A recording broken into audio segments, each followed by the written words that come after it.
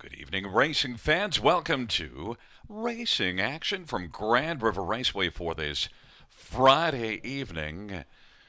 Our first race will go to post in approximately 20 minutes. The track condition listed as fast, a little cooler this evening as things have turned as we've moved into the month of September, but still should be a great night of racing action.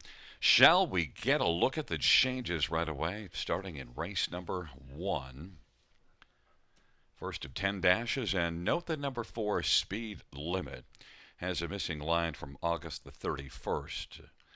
Second, Beaten a Nose in 155 and 2. Second, Beaten a Nose in 155 and 2. We have scratches of number 6, Unlaced, and 7, Manhattan Joe. 6 and 7 are out. And Colin Kelly will drive number 8, Joey Delicious. Colin Kelly drives the 8, Joey Delicious.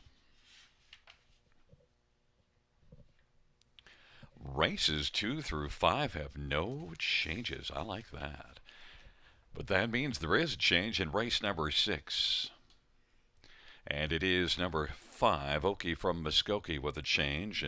Will be racing on Lasix for the 5. Also note a bridle change for 5. Blind bridle to blinkers, blind blinkers.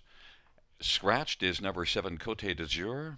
The 7 is out, and number 8, Brightside Melvin. Anthony Hahn is going to be the driver. Anthony Hahn drives number 8, Brightside Melvin.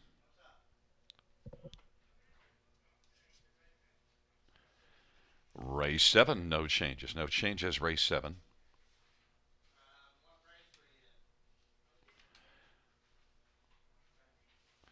The 8th race, note that number 3, Blue Moose, bridle change. Blind to Pelling Pacifier, blind to Pelling Pacifier.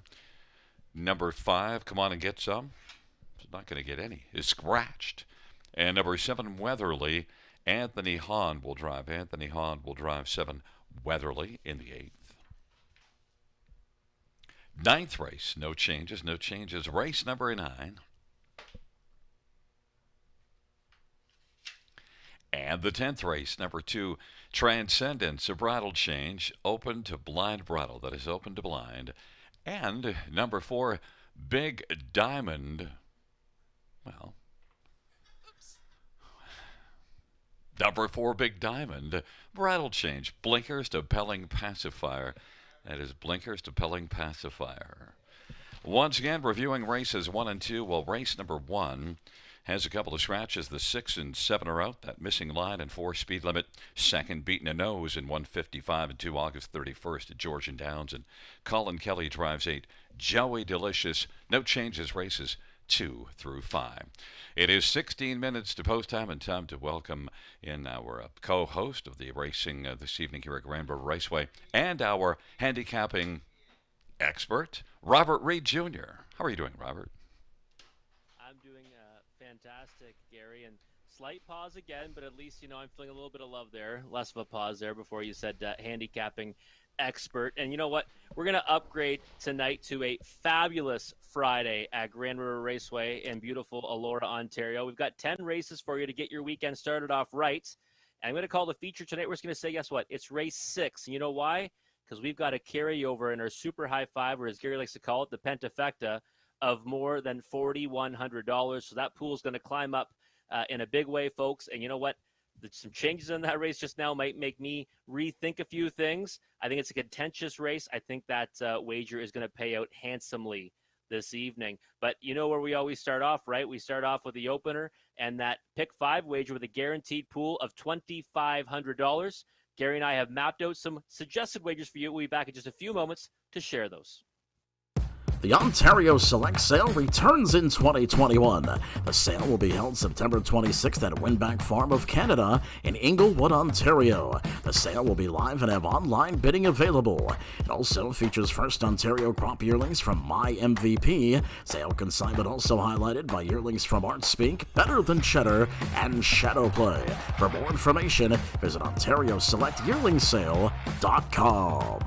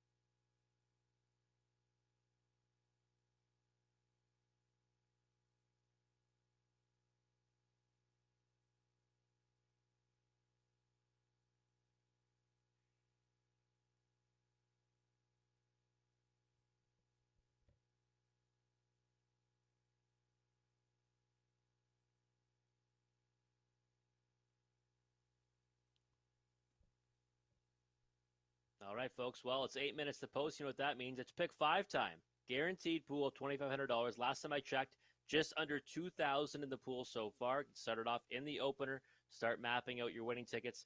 And here are a couple of suggested ones from myself and Gary. I'm going to start off, and I think me and Gary might be similar tonight, but we'll wait and see. But I'm going to start off with two singles, which we're going to try to walk that tightrope in the first two races. Got a key number 4 speed limit in the first. I thought he's raced really well in his last two. Just ran into a monster in his last start here, August the 20th, in Brightside Melvin, who we'll see later on in the card. So I'm going to single speed limit in the first. I think he's the one to beat. And the second race, going to single Party in the Shadows, number 4 as well. He gets back here to Grand River, took on much tougher last time. I think he gets back in the win column and continues his streak here at Grand River. Then we're going to spread out. So single. Now we got to try to get some prices. Both those horses are going to be favorites. So we're going to go 3 deep in race 3. Number 1, YA Muscle Mass. Number 2, Catch Canada, who is my top selection and the likely favorite. And number 5, Polar Hall. Hopefully get one of the bigger prices down, though, in that one. Then the fourth race, 4 deep. Number 2, Mystic Messenger. Number 3, Savannah Splendor. Number 4, Debunka. And my top selection, number 6, Rye and Klein. And then in the last leg, the money leg, 4 deep again. Number 2, Zephyr Sealster. Number 4, Little Mary. Number 6, Twin Bee Beach Dreams is my top selection at 12-1 in the morning line, which I think will give us some equity in the pick 5, because I don't think that horse will get used as much in the pick 5, but will take a lot more support come that race. And then number 8, Keep Watching as well. I also think Zephyr Sealster there has a big chance to turn it around, and she might provide a bust out for us as well. But that ticket right there, 3 times 4 is 12. 12 times 4 is 48. Then make it for 20 cents. It's $9.60 for my ticket this evening. But let's see what Gary Guy has in store for us. Well, by the way, thanks for the math lesson. That was really helpful. Now I just need a speaking lesson, and we'll be all set.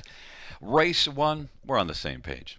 Race number 2, it's the same page again, but there's where we differ. Race 3, I'm still going to stay singled up and just 2 Catch Canada, so I'm already singling in the first 3 legs. And race number 4, then I get to broaden out because I haven't spent much money just yet. I have the 2, 3, 4, 6, and 7. Really like the 2 and 6 a lot in that race, but we went all the way up to 5 horses. And I get to go to 6 horses in race number 5. And yes, I did handicap the race. Decided to spend my money in that last leg because I think it can be fairly wide open. And since I'm only 5 horses in at that point, so 5 times 6, I believe, is 30, which means $6 is, I'm gone a little bit cheaper there, Rob, but going single in races 1, 2, and 3 with a 4, 4, and 2. There you have it, folks. And listen, I thought we'd be similar, and we are, right? We're singling 2 horses, the same 2 to start off the sequence. And then Gary does spread out a lot more late and single another one in the third leg. His ticket a little bit cheaper than mine. And hey, we've got 12 combinations tonight that could make us both winners. And that would be a nice way to kick off the weekend if Gary and I had a little more money in our pocket. And hopefully you will as well. Let's get to this race number 1, though. On the pace, Horse and Geldings, now winners of 5,000 life. And, well, I didn't have to look much further than speed limit when I saw his name in the program, because I put a big circle around him 2 starts back. And it's, he had one just 3 nights ago at Georgian Downs. But 2 starts back here at Grand River, he was a bang-up second to Brightside Melvin. Took a lot of support that day, and I thought it was a fantastic effort from this gelding. And then he came back just 10 days later at Georgian Downs. Actually, I should have said 10 days later, and just 3 nights ago at Georgian Downs to produce another big effort to be second there as well in his own mile in 1:55 and 2. So I think Speed Limit is a horse moving in the right direction. He comes in on short rest, and I don't mind that in this spot because he had a little bit of extra time before his last start.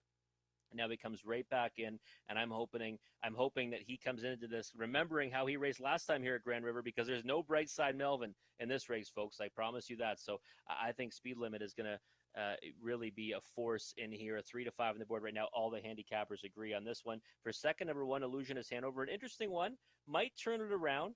Moves to the barn. Moved to the barn of Jean-Guy Beliveau. Earlier in July, had 3 starts over Mohawk Park against much tougher, was never really close, but now that qualifier here at Grand River is pretty solid, August 25th. I think that he can be competitive in here. He has the pole position. I just don't think he can beat Speed Limit. He is my second choice, 8-1 on the board. I think that price is actually a little high on Illusionist Hanover right now. Then for third, number 3, Dark Moves. Last time, first start for Jeremy Brewer. Raced well to be third at Sarnia. And I think this one, should get every chance in here. I do see him more as an underneath play. Third to Drowns the Whiskey is not bad, though. So Dark Moves taking support at 8-5 right now. To me, that's too short on that one. Number 2, Written in Stone. A piece horse for me, 19-1 on the board. I've been chasing this one and just hoping that maybe he can land on the bottom end of the trifecta or superfecta at a big price. And right now that's holding up at 19-1. But the horse and geldings are moving out onto the track for the opener. The first leg in that pick 5. The pool is currently sitting at just under $2,000. Make sure you get your wagers in, and we'll come back and talk about it more with Gary Guy after the post break.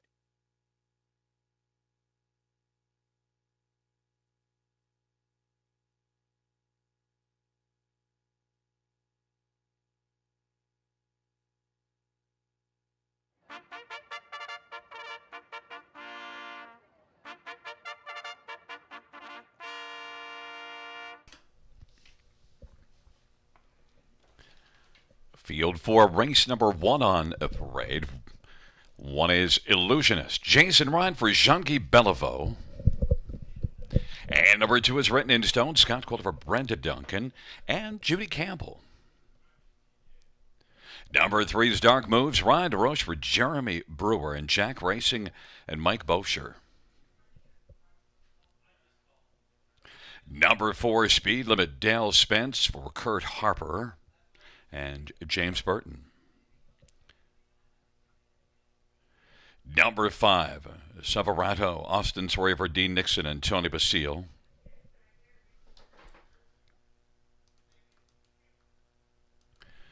There is a look at number 8, Joey Delicious, Colin Kelly for Ricky Montgomery and JJ Stables.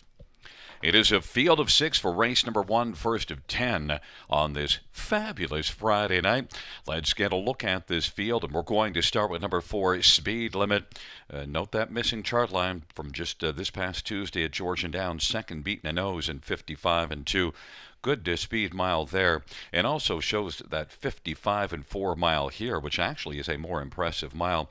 And also, Rob, that was certainly a battling effort here as well, and Speed Limit has to be considered the one to beat. I don't think this one's going to be much higher than 4-5 when we get to post time.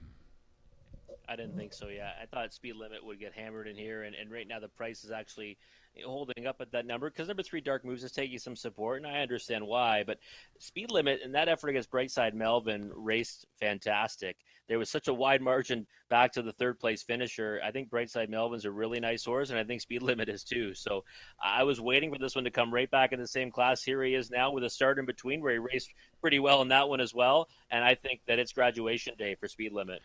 Now, we also both have the same one for second, and it's not number 3, Dark Moves, that has moved all the way down to the even money favorite. I don't think that can hold, but it's number 4, number 1, Illusionist Hanover, and off a good qualifier. Also, that 28-4 final quarter in the qualifier, it kind of jumps out off the page. Had a good back half, and Illusionist Hanover also is probably going to be providing some gate speed. Get that inside post position, Jason Ryan, 7-2. Yeah, he's an interesting one in here. 7-2 on the board right now, I think, is probably around the right price on this one. And you can just look at those efforts at Mohawk Park, and 2 of them he broke stride. And I like the fact that he shows a nice qualifier over this track now. Like, he could have qualified at Mohawk Park. He came here to qualify knowing he was probably coming here for his next start. And I just think from the inside post, he might be able to get away well and make some noise in here. I personally think that Speed Limit's going to be pretty difficult to beat, but I think that the change of venue is going to be the key for Illusionist Hanover. There's a number 3, Dark Moves, now down to 3-5 on the board.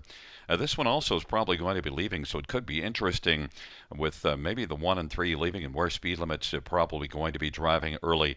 But Dark Moves is getting so much love on the board, and that last race, Sarnia 57-3, but Sarnia's a pretty fast oval, but at least got off the wings right away and got that pocket trip. Yeah, it's, Drowns of Whiskey's a decent horse to get beat to, and 31 second last quarter is a little bit concerning for me on this one. But if you go 3 back, that was a nice effort. He ambushed the field at Clinton. He went to the lead from the 6 hole. Not easy to do there. Made every call a winning one after that. Then got parked the route the next start to finish sixth place, fifth, and then moves to the barn of Jeremy Brewer. And I think the latest effort was a decent one, and maybe this one's going to keep on heading in the right direction. 6-5 though, too short for me. Speed Limit looks like a bargain, or 8-5 when I compare these two horses. Now, number 2, Written in Stone, is one that you're right to say you've been chasing this one a little bit and just been falling outside of the top 4. Maybe in this compact field, another inside post position, maybe Written in Stone is when you can write in on the bottom of the Superfecta ticket. It's 8-1. Scott Calder for Brenda Duncan. Yeah, Written in Stone is one that has been racing, I would say, kind of just moderately, we'll say, in this class. And I've been expecting more to this one. He's had the rail a couple of times and hasn't come through to land on the ticket for me. But I do think that, maybe against this group from now post 2, he can set an inside trip and just get a piece on the bottom end of it, maybe the bottom end of the trifecta or the superfecta. I thought he did get into a little bit of trouble in a couple of those efforts. And, I'm willing to give him one more try. But I'll be honest, I thought the price would be higher than 9-1.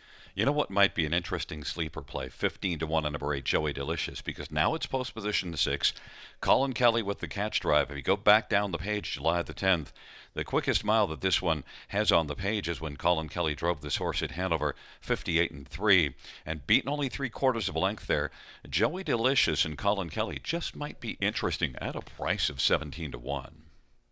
Probably getting that overlay too, because he is still number 8, even though now he gets post 6, and we know, even though it is still the outside post in the field, that's still a big difference, right? He has more of an opportunity to get forwardly placed. So I don't mind Joey Delicious as one to use in the exotics at a big price to try to make them pay. But I'm going to be honest, I'm pretty shocked right now that the Speed Limit's holding at 9-5. Well, we're getting 8-5 right now, and look at 3 Dark Moves is down to even money. I think we'd like it if it just stays like that. Illusionist Hanover, our second choice, is 7-2. It's Illusionist Hanover, Written in Stone on the inside. Dark Move, Speed Limit, Silverado in the center, and Joey Delicious on the outside as the field is reaching the top of the stretch, and here they come.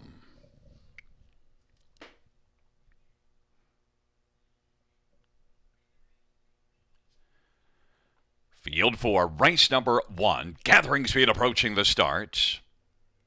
And the rough and Dark Moves is moving well, and then Speed Limit along to the inside, Illusionist Hanover, and Joey Delicious is leaving from an outside post, and right now is in the front trio. Well, now he's racing 4th, is grabbing 3rd, Illusionist Hanover on the inside.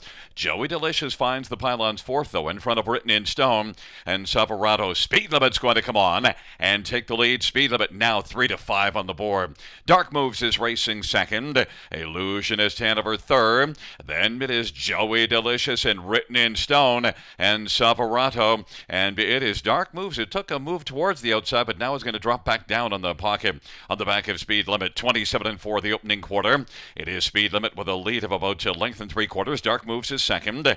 Illusionist Hanover is racing 3rd as they come off the turn and roll on towards us and coming up to the half. And it is Illusionist Hanover who considered a move to the outside, but is still on the pylons, and racing 4th is Joey Delicious, and now Illusionist Hanover has popped out. Up at 27-4 quarter, it's 57-2 half, at 29-3 second panel, and it is Speed Limit who's got the lead into the backstretch, leading by about 2 1/4. Dark Moves is 2nd. Joey Delicious on the inside 3rd. Illusionist Hanover went off stride. Now Silverado is taken 4th, and Written in Stone is on the inside 5th. Speed Limit as they race on towards 3/4 off that 57-2 half. Leads it by 2. Dark Moves is trying to close. Is a little bit closer, a length and 3/4 back. Now a length and a half back. And it is a Speed Limit. 3/4 1:26-2. And Speed Limit still has some work to do. Dark Moves on the outside. And then Joey Delicious 3rd. And Silverado is racing 4th. It is Speed Limit and Dark Moves as they turn for home. Speed Limit on down the stretch, Rob. They come. Speed Limit and Dark Moves, and Speed Limit continues on. Speed Limit and Dark Moves with a final move, but Speed Limit wins it. Dark Moves was 2nd. Then 3rd is between Joey Delicious and Silverado. 157 flat. Speed Limit. Well, on the board at 3-5. It wasn't as easy as 3-5, but still, it got challenged a little bit, Rob, but got the job done. It's reminiscent, for me, of the race between Speed Limit and Brightside Melvin, because if you remember, Speed limit took a lot of money on that occasion, and then tried to challenge that one and just couldn't get to that rival. And this time, Dark Moves is kind of in the same boat. I think Dark Moves raced really well, just ran into one that was better than him on this day. But I thought it was, I think it was still pretty easily enough. We'll say.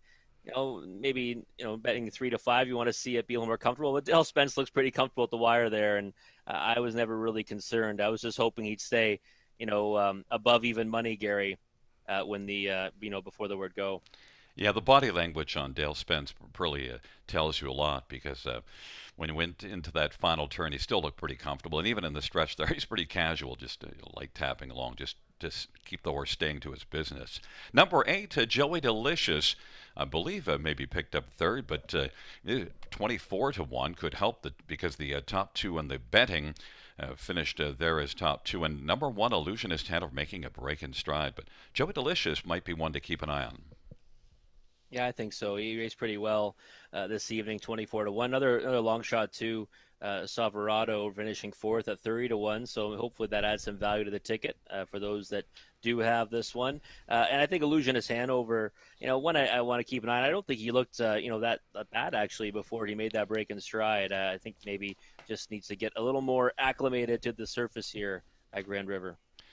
Well, both of us keyed on Speed Limit in the pick 5, and Speed Limit at 3 to 5. The favorite did live up to the billing. Speed Limit back in front of us. 3-year-old physically inclined black gelding, owned by James Burton of Truro, Nova Scotia. Kurt Harper is the trainer. Dale Spence the winning drive. Speed Limit 157 flat.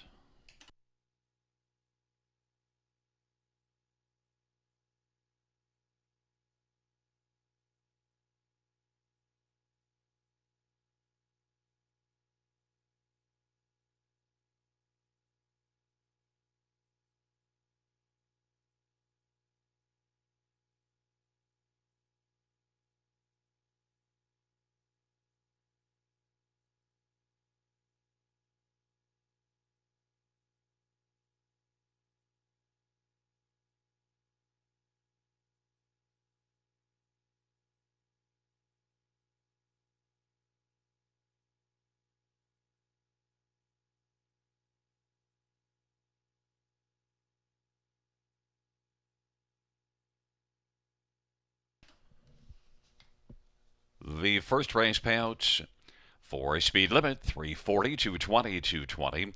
3 Dark Moves 310, 280. 8 Joey Delicious 510. $2 exactor, $10, $40 try, $58, $45 super, $196.95.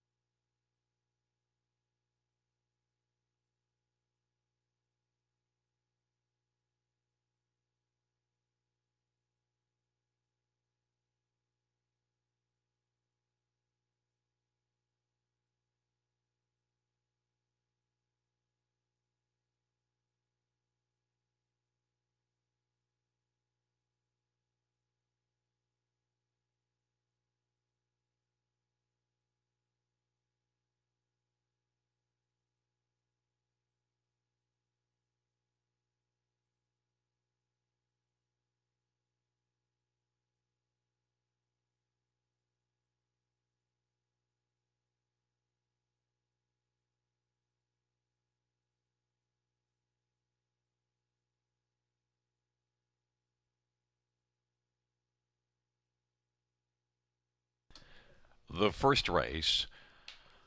Order of finish from the top, 65214 double scratch 3. That's 65214 double scratch 3.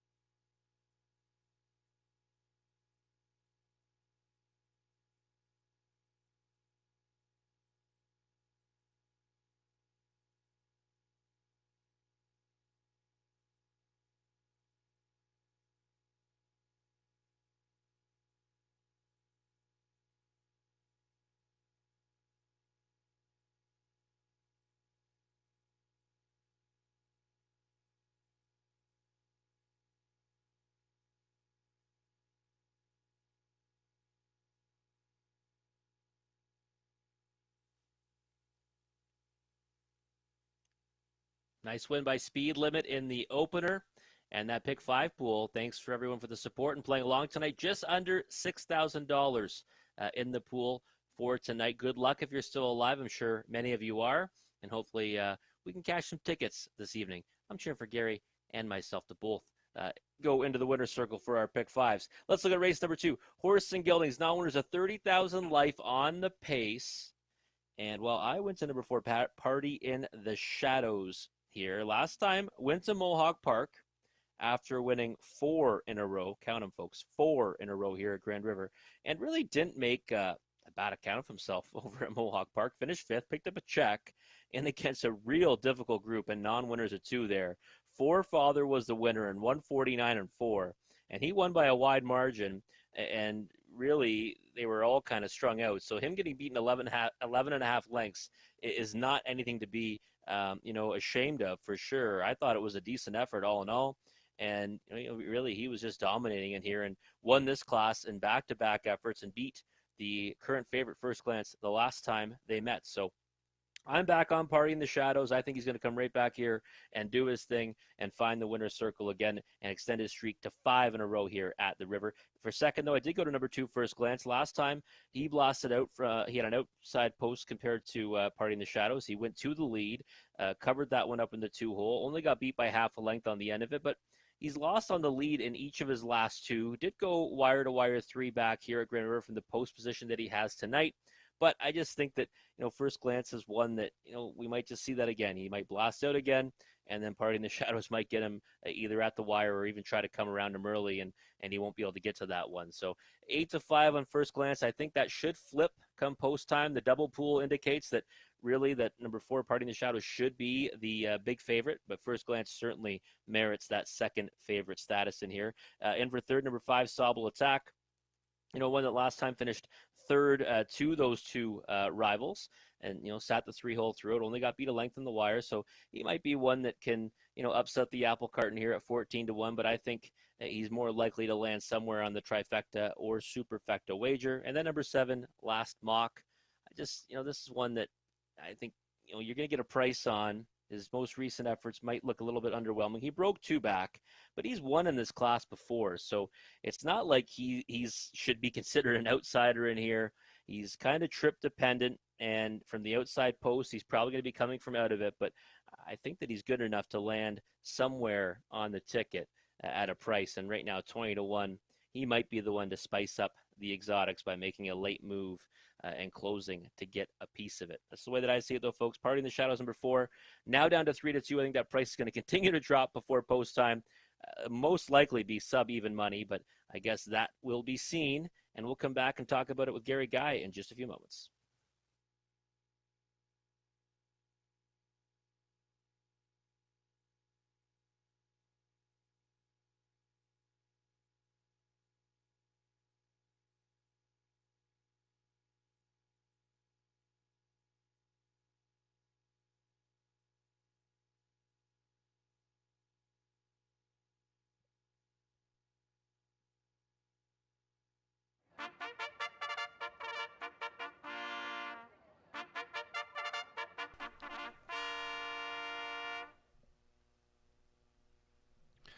Field for the second on Parade 1. Here's that man again. Garrett ready for Richard Carroll. And number 2 is First Glance. Mario Baeta Shah for the stable. Number 3, Bet the Limit. Brent Padana for Bruce Goyette and Ron Nobes and Sean Brisebois. For Party in the Shadows, Colin Kelly for Kyle Bossens and Brad Gray.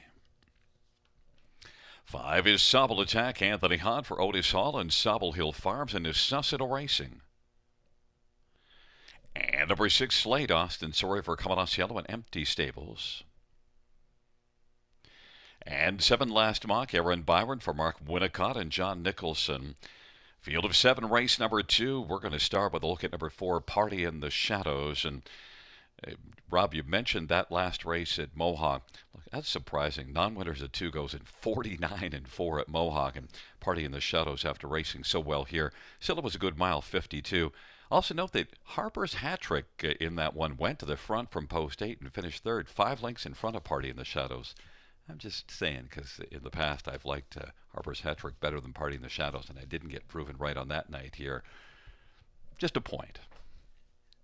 That's the Gary Guy guarantee horse, Harper's Hat Trick, your favorite horse. I'm sure you've got some pictures of him up there in the announcer's booth. But that effort was a good one. I actually was watching him closely that night at Mohawk Park because I was hoping Party in the Shadows would be able to do with that group. And he finished 5th. He picked up a check, got beat by a wide margin. But, it took some support at 23-1 and came a pretty big back half, 55 flats. So I thought it was a pretty solid effort all in all. And getting back here to Grand River is probably just what the doctor ordered to see him now win his 5th in a row over this oval.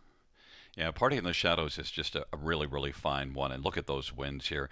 And the interesting thing will be how the action unfolds early. Party in the Shadows and First Glance, because those are the top 2 in here. How do you think it unfolds?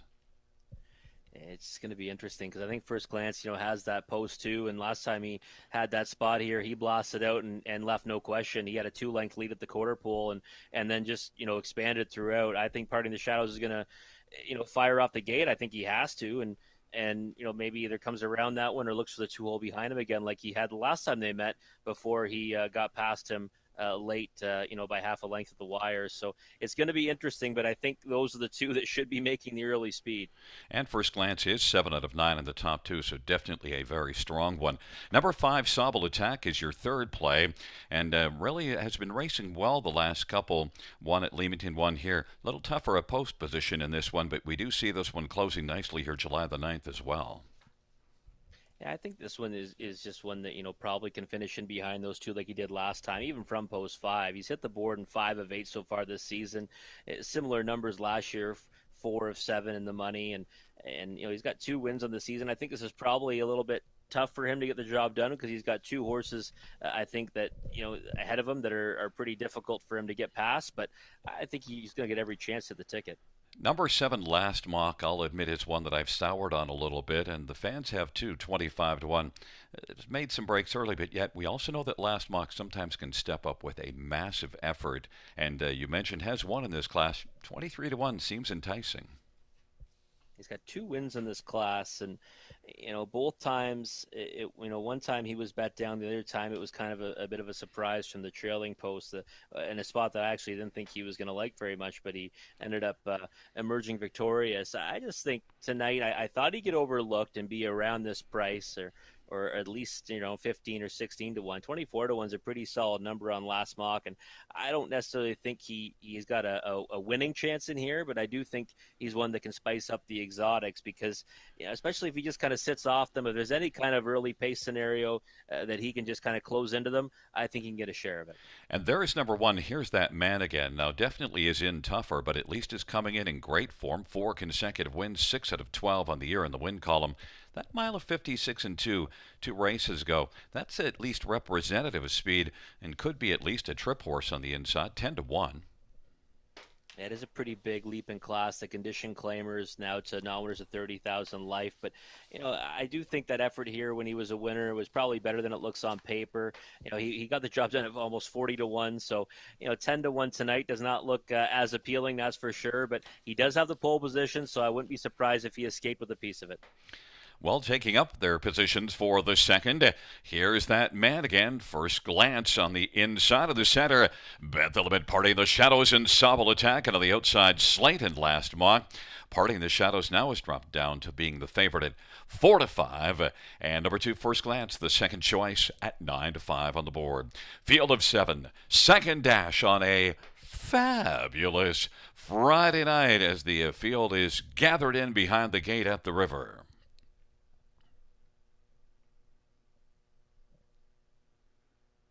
Field of 7 for the second race. They're into the stretch drive, gathering speed, approaching the start. They're at the start of the rough, and it is First Glance who leaves well. Slate on the outside. Here's that man again is on the inside, and here's that man again pressing through on the inside, but Slate continues to drive as well. First Glance. It is Slate now slated to make the lead. First Glance is second. Here's that man again is third. Bet the Limit, Party in the Shadows, back to Sobble Attack, and Last Mock is trailing the field, and now First Glance is going to take the lead from Slate as they race on to the opening quarter. First Glance is going to come up and be on top. Slate is second. Here's that man again is on the inside third. Then it is Bet the Limit who's on the pylons fourth, and moving on the outside. Party in the Shadows isn't going to wait and wants to move up and join the party up top as First Glance has got the lead. And here comes a burst of speed with Party in the Shadows. 28-1's the opening quarter, and it is First Glance on the inside. Party in the Shadows is moving up and is going to try to crash the party of First Glance as they race on up to the half. On the inside third is Slate racing for his Sobble Attack. Then it is Here's That Man Again, and Last Mock has gained a spot and Bet the Limit on the inside. 58-1 is the halftime, and it is First Glance who's got the lead. It is First Glance. Party in the Shadows is pressuring. Slate on the inside. Sobble Attack is getting a little closer. Here's That Man Again, Last Mock, and then Bet the Limit. It is still First Glance. Party in the Shadows on the outside is grinding. First Glance still looks strong on the lead, though, and Party in the Shadows is a length back. Inside third is Slate, and then racing for this Sobble Attack, and here's that man again. Last Mock is sent out wider, and then it is Bet the Limit.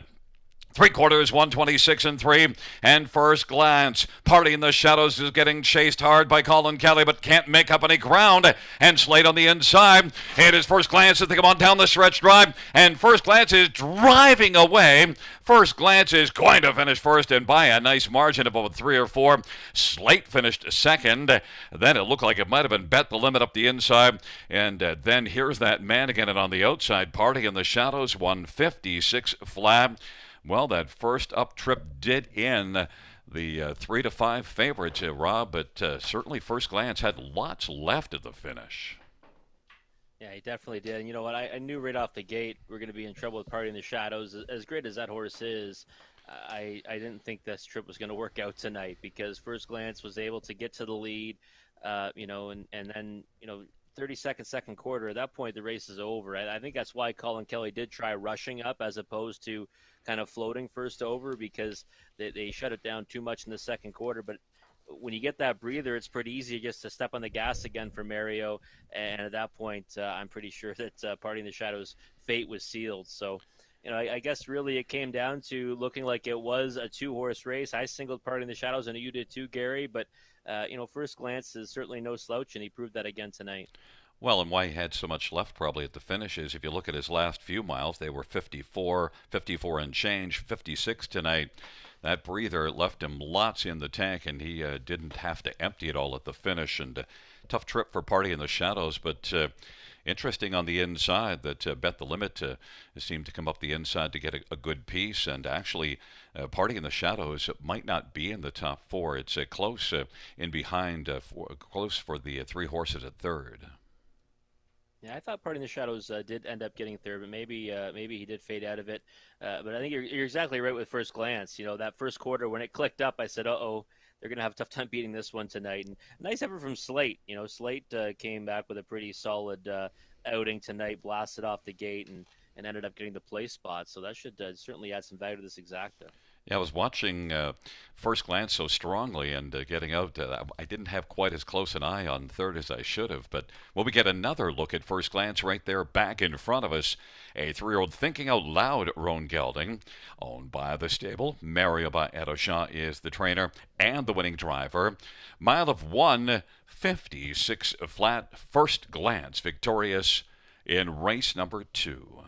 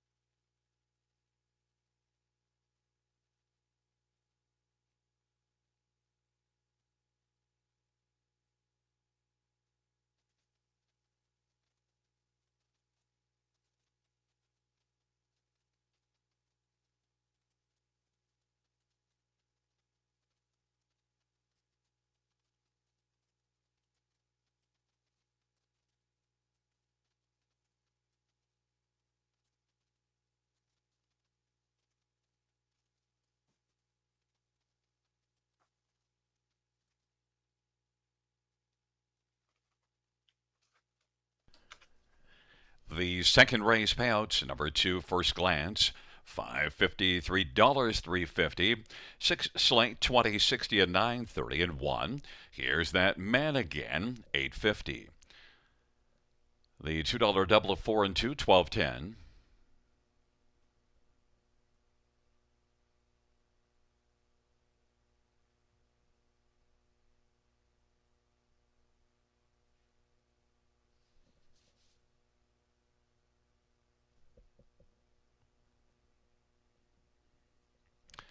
$2 exactor, $146.70. The dollar try, $522.50. Dollar super, $941.80.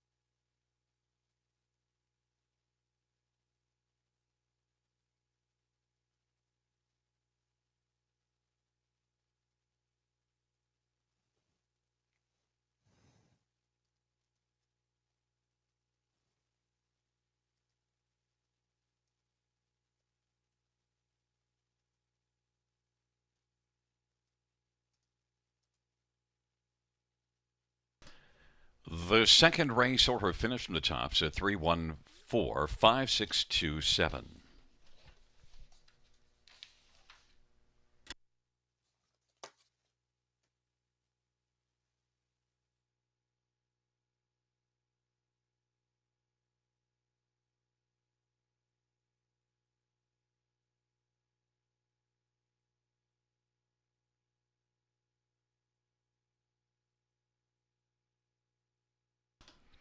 Fans note it is Sharp Farm Supplies and Purina night at the races. They're a feed and livestock supply company with 10 retail locations across southern and northern Ontario. Many race participants are customers. Sharps is a Purina dealer, which is a Canadian company, and they're joining us this evening. We'd like to welcome Sharp Farm Supplies and Purina this evening at Grand River Raceway.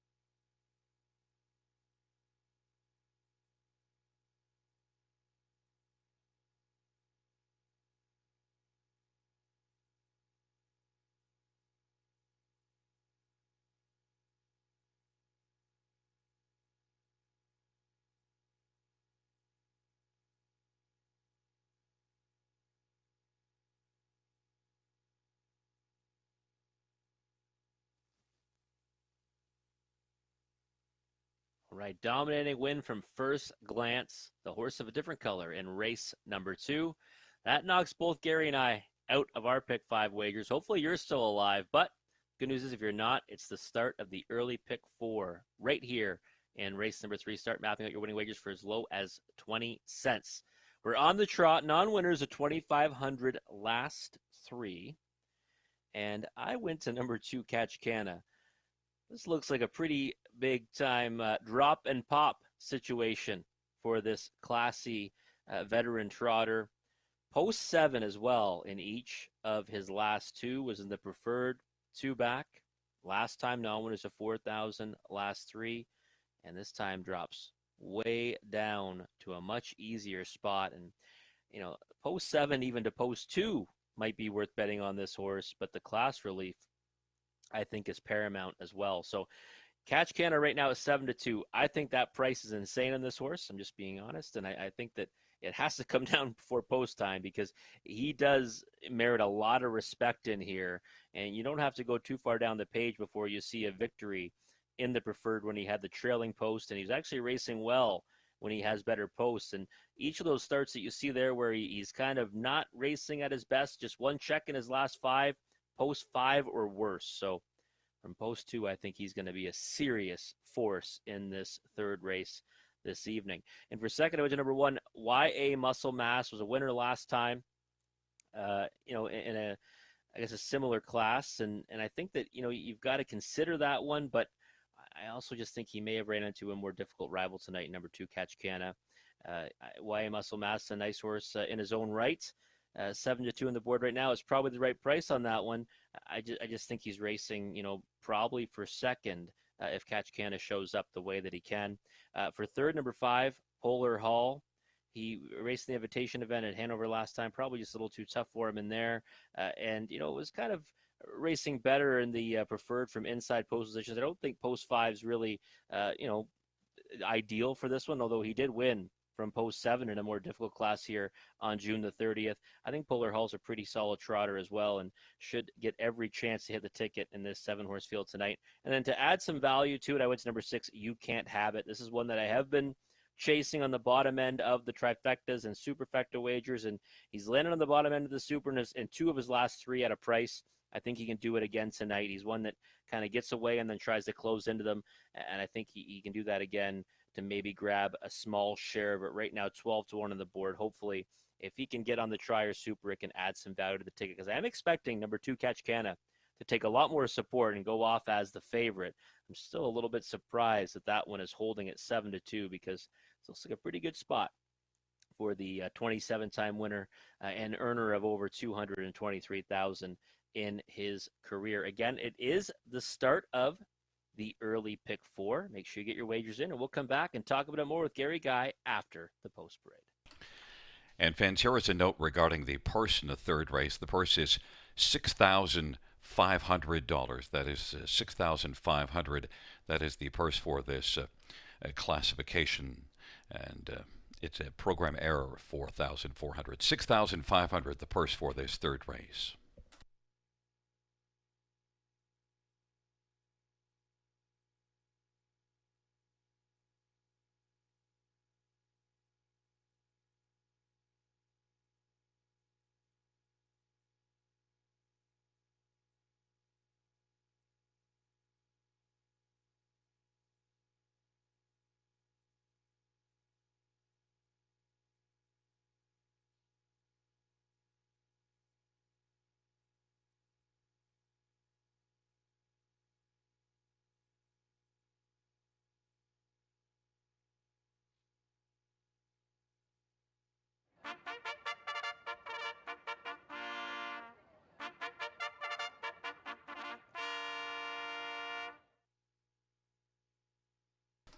Field for the third on parade. 1, Why a Muscle Mass. Brett McDonough for Richard Morrow and Rosa Renaud.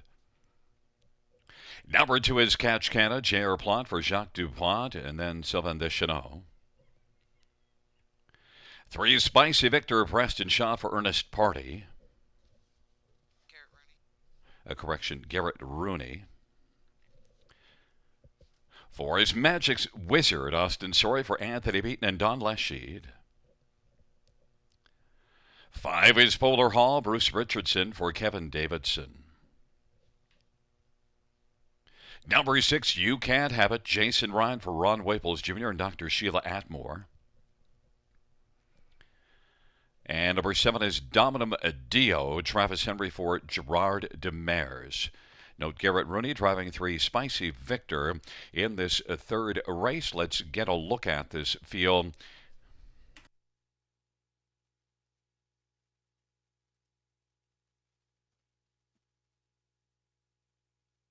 And fans note 4 claims at number 1, Why a Muscle Mass. 4 claims in on the 1, but Rob, there is number 2, Catch Canna.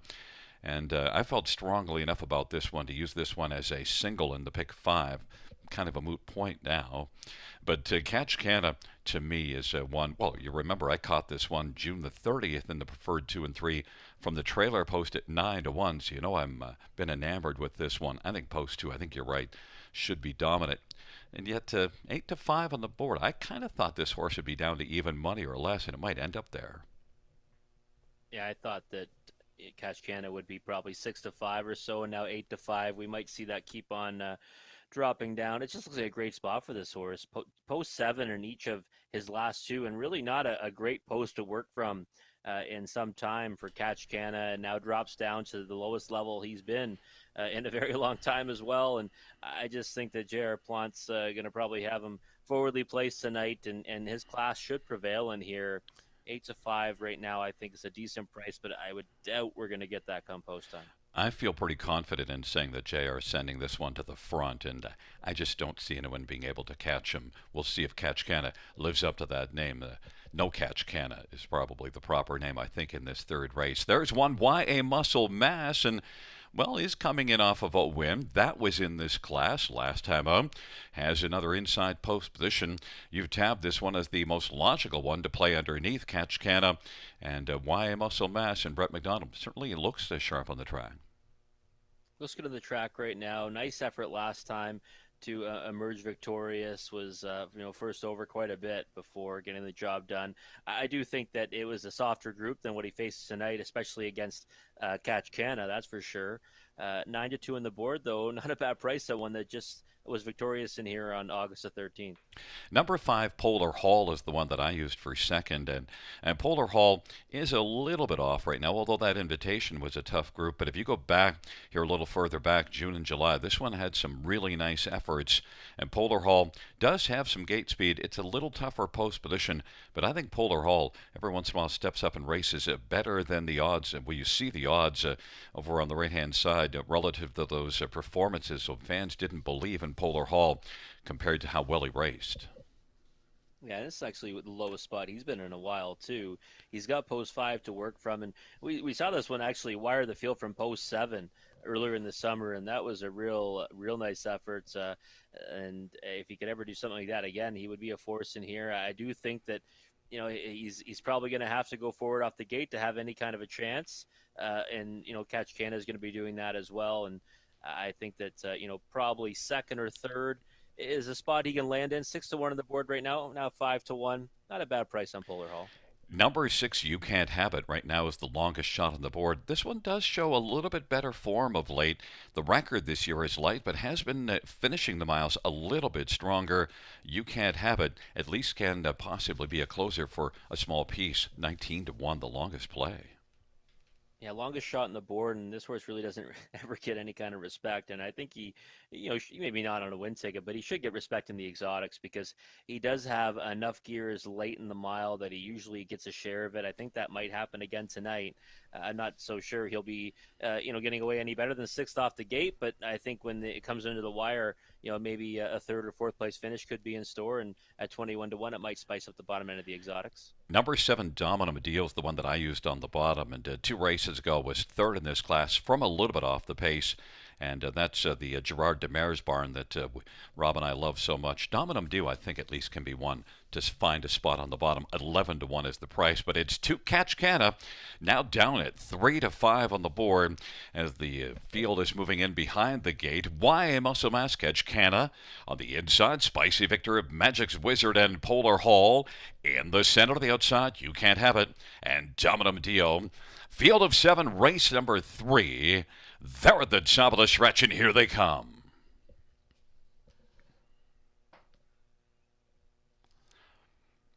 Field for the 3rd is at the start of the round. Catch Canada is leaving Polar Hall. Dominum Dio on the outside. It is Catch Canada who's established the early lead, and Polar Hall is racing into the pocket position now. Dominum Dio leaves well enough to find the 3 spot, and then it is YA Muscle Mass and Spicy Victor, Magic's Wizard, and You Can't Have It is trailing the field. Catch Canada has a lead of about 2 1/4 in front of Polar Hall. Dominum Dio, YA Muscle Mass and Spicy Victor, Magic's Wizard, and You Can't Have It is trailing the field. Catch Canada 29-1 the opening panel, and it is GRR Plot cruising on top, has that lead at a length and 3/4 over Polar Hall. Dominum Dio is racing 3rd. Then it is YA Muscle Mass positioned 4th as they're about to race off the turn and head towards us, and YA Muscle Mass is racing right now about 5 or 6 off the lead, and then it is Spicy Victor back to Magic's Wizard, and You Can't Have It is trailing the field. Popping out from 4th goes YA Muscle Mass to come first up right now.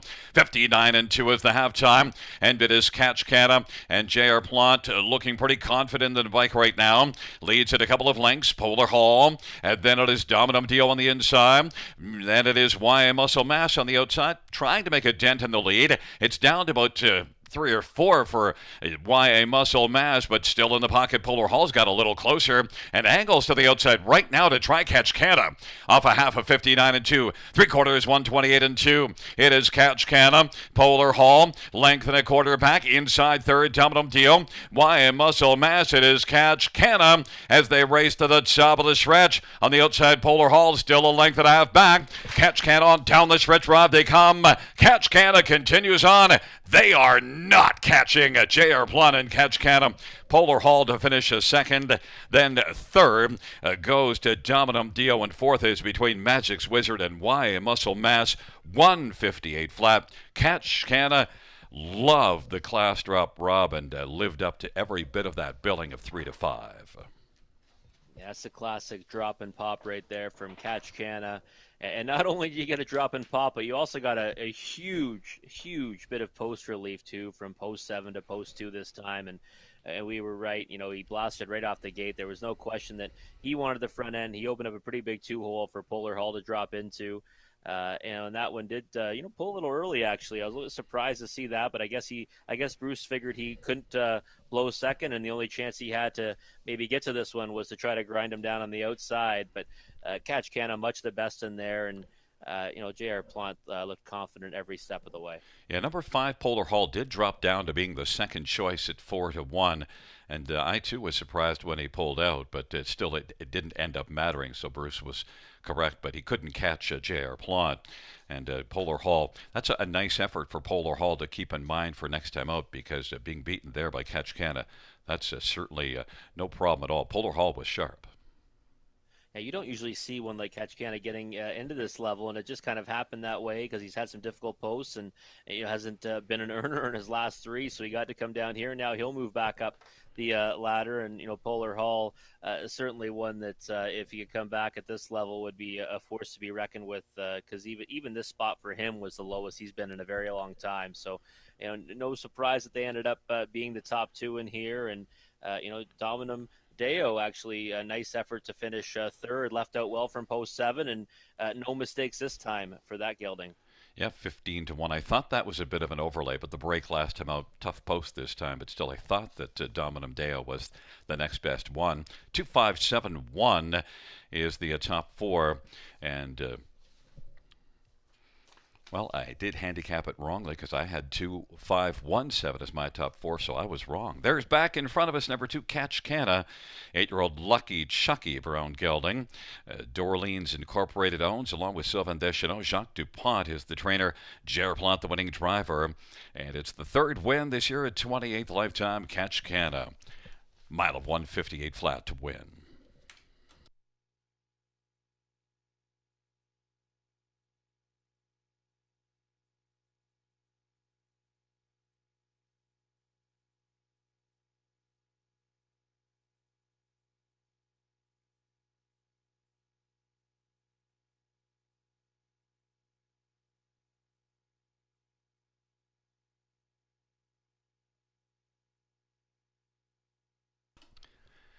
The 3rd race payouts, number 2, Catch Canna, 330, 250, 210. 5, Polar Hall, $4 Dominum Deo, $2.90. $2 exact rate, $10 try, $48.15. Superfecta, $150.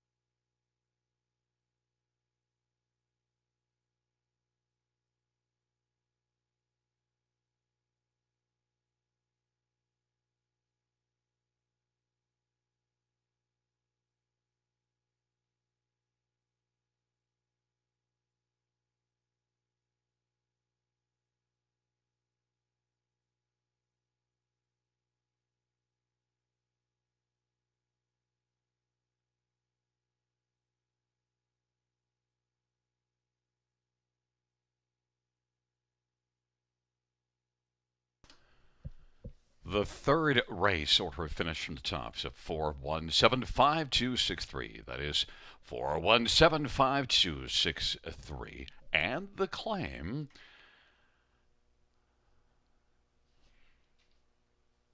of 1Y Muscle Mass, the new trainer, Michel LeBlanc. The owner will be Gary Lee.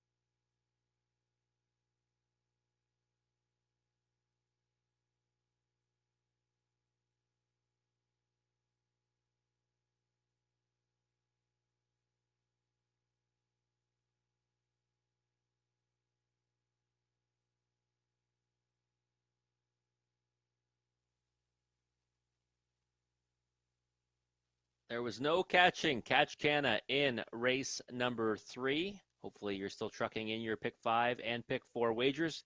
Let's move to race number 4. We're going to the pace, back to the pace. Horse and Geldings claimers for a price tag of $7,000. And I'm going to actually go towards the outside of the gate. Not to the outside, but towards the outside of the gate. Post 6. Rye and Klein. One that last time, went parked a long way, an $8,500 claimer at Sarnia. Ended up finishing 5th there, was an overwhelming favorite on that occasion. And finished in the same position in a preferred 4 handicap there, where he had post 5 after going another overland trip.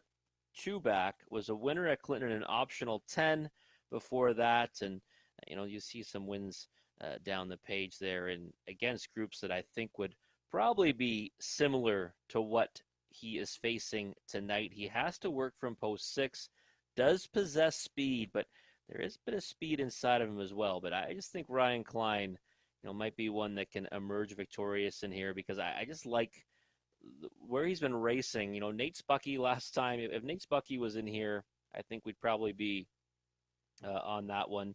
And we saw that one race here here a few times. So I just think it looks like a pretty good spot for Ryan Klein to get the job done. 3-1 on the board right now. It's probably about the right price. 5-2, 3-1 is what I was expecting on this one. And for second, it was number 2, Mystic Messenger. Raced really well last time. He got away in the 2-hole again, and he's been a real trip horse as of late. He usually sits the 2-hole or has been on the lead. When he was on the lead 2 back, he ended up being a winner by half a length on the end of it. Last time, he challenged late and almost got to Jet Set Charmer, only missed by half a length on the wire. So Mystic Messenger is one that's been pleasantly surprising me week after week, and has hit the board now in 5 of 8 this season. Right now he's 9-1 on the board, which is not a price he should be at all because he's got another inside post to work from. He has gate speed. He likely will be forwardly placed again, and I don't see how he doesn't hit the ticket somewhere. So he should be a lot less than that 9-1 on the board right now. Number 3, Savannah Splendor. Well, we talked about post relief in the last race for Catch Cano. How about this one? Savannah Slender last time at Georgian Downs, post 9, post 7, post 8. Those are all at Georgian Downs. Those are extremely difficult spots there to leave from. Post 9 is, a dreaded starting spot there at Georgian Downs, and Savannah Splendor still ended up finishing 4th in that race. Now, that was in a condition claimer, a softer spot than where he races tonight, but the starts before that were pretty decent. It actually picked up 4th in each of those efforts and now gets big-time post relief with post 3 here at Grand River. 2-1 on the board. No surprise this one's taking support. I do respect this veteran's chances, but I do have him slotted in the 3rd spot. Number 4, Debunka, another one that has early speed. Last time overland trip at Clinton and Monte Mono was a pumped up winner on that occasion. Can't fault them for that effort. But some of the other ones there, I do think that if he could come back to some of those outings where he's, sat a decent trip and even won 3 back at Leamington, he should be able to get a piece in here. 3-1 on the board's a little bit short for me on Debunka, but I think he should get every chance to pick up a share of it. The horse and geldings moving out onto the track. We'll come back and discuss this race a little further with Gary Guy after the post break.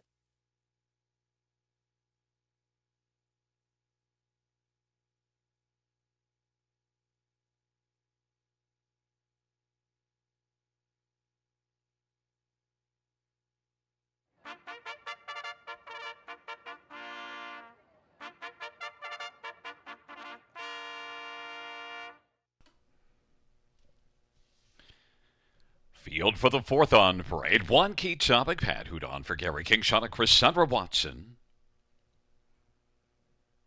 Number 2, Mystic Messenger. Nick Stewart for Mike Sumner. Number 3, Savannah Splendor. Scott Coulter for Steve Coulter. 4 is Debunka. Colin Kelly for Cameron McQueen. 5 is Our Thinking Monster. Paul McKenzie for Michelle Bowen and Felix Racing. Number 6, Ryan Klein. Austin Sorry for Tyler Nostad and Blue Shoe Investments.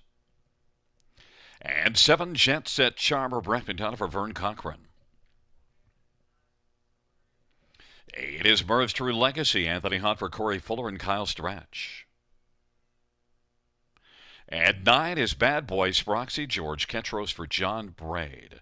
Field of 9, race number 4. Let's get a look at this field, and we're going to start with Rob's top one, number 6, Ryan Klein. And Rob, when I handicapped this race, I did think that Ryan Klein was the best one in here. I eventually wound up with Mystic Messenger because I was trip handicapping and thinking that Mystic Messenger and Savannah Splendor can both fire off the gate really well. It might be a problem for Ryan Klein, but also you look at that 26-1 opening quarter for Ryan Klein, July the 24th at Sarnia. Maybe Ryan Klein and Austin Sorry leaves, and because I think Ryan Klein's the best on when he gets to the lead, and Ryan Klein just might fire anyway. I think he will. I think he pretty much has to in here, and there is a lot of speed on the inside of him, but maybe he makes bigger speed from out there, or at least can try to find a hole to drop into and then remove at them. I think that Ryan Klein, if you look at some of those efforts, those winning ones especially, they stack up pretty well against this group. He looks fantastic on the track right now. Looks like he's ready for a big effort, and I wouldn't want to go against this one. And 5-1 on the board, some pretty good value right now. Well, also, I kind of thought that Ryan Klein would be the favorite, or at least close to the favorite in here, and it might end up that way because I think he's the best horse in here.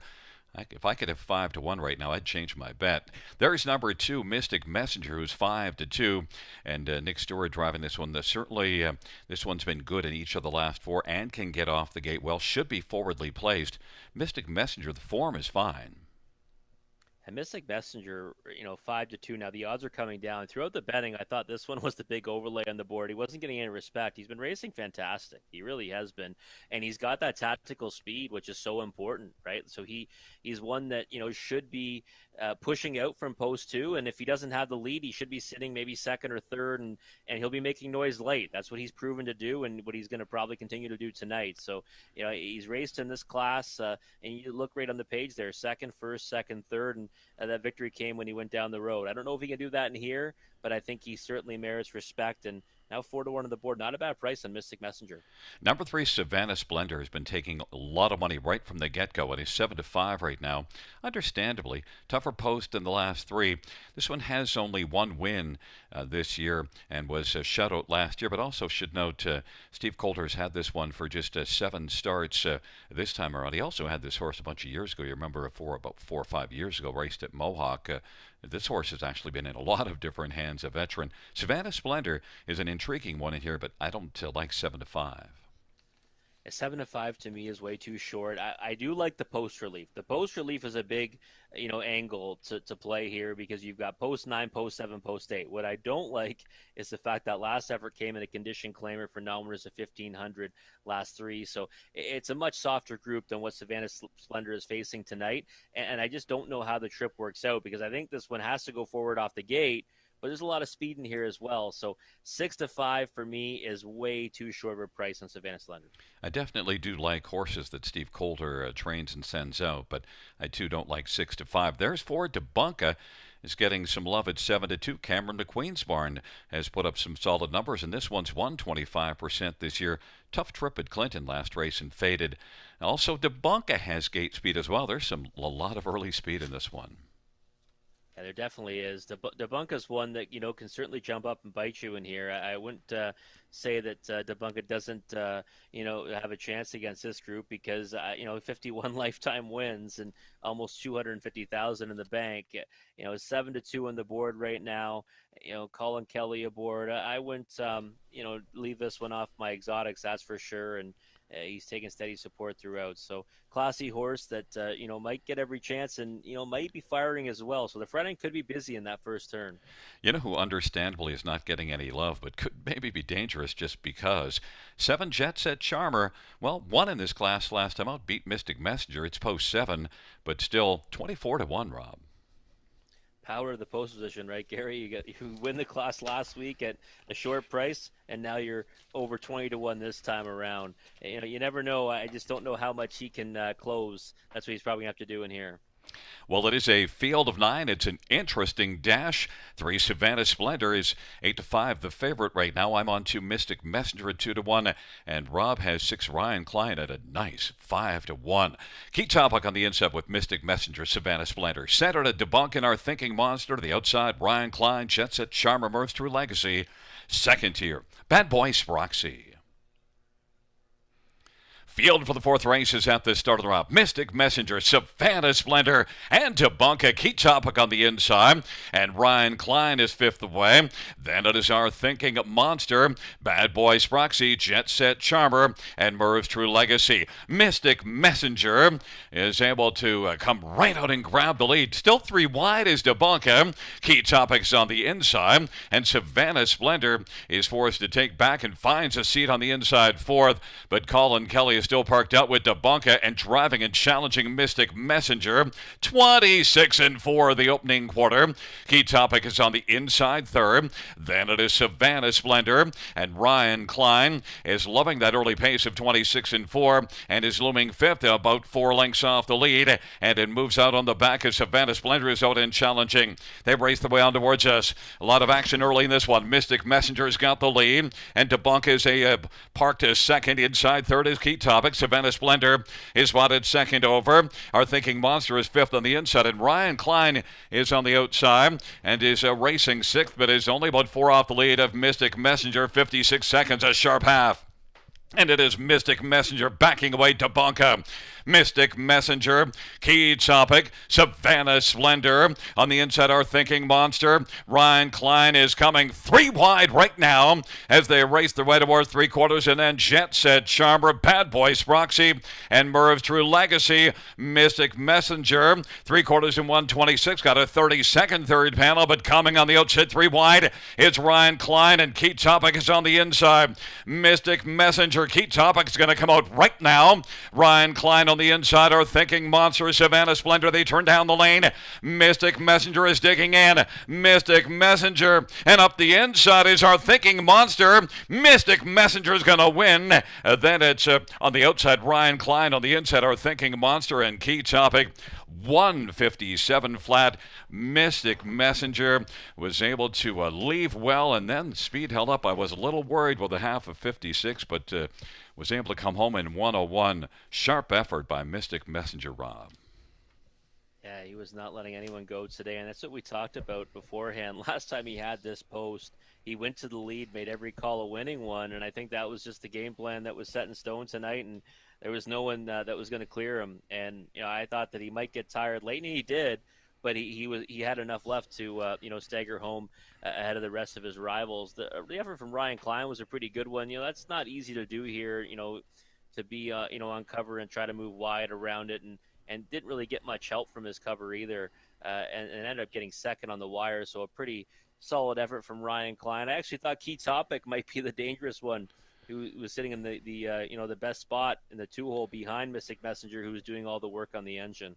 Yeah, number 5, our Thinking Monster, sneaking up on the inside third and actually close to second. All the way through that mile, I was worried about Ryan Klein because I knew they'd gone a lot early, and still Mystic Messenger did hold on, but Ryan Klein was looming throughout the mile. You mentioned it was a tough go. Certainly one to be watching next time out. And nice audible, too, off the gate from Austin Sorey. If he gets hooked up in that early speed duel, he wouldn't have been able to withstand it, because they were 3 wide to the first turn, and Debunka never bailed out of it. He kept trying to roll forward, so he just kept sliding over to find a spot behind them, and I think really he ended up finishing in the best spot he could have got tonight, and ended up going off at a decent price still at 7-2. And Mystic Messenger, has been so consistent at this level. Goes off of 5-2, so that's not bad value there on a couple of horses that figured in here.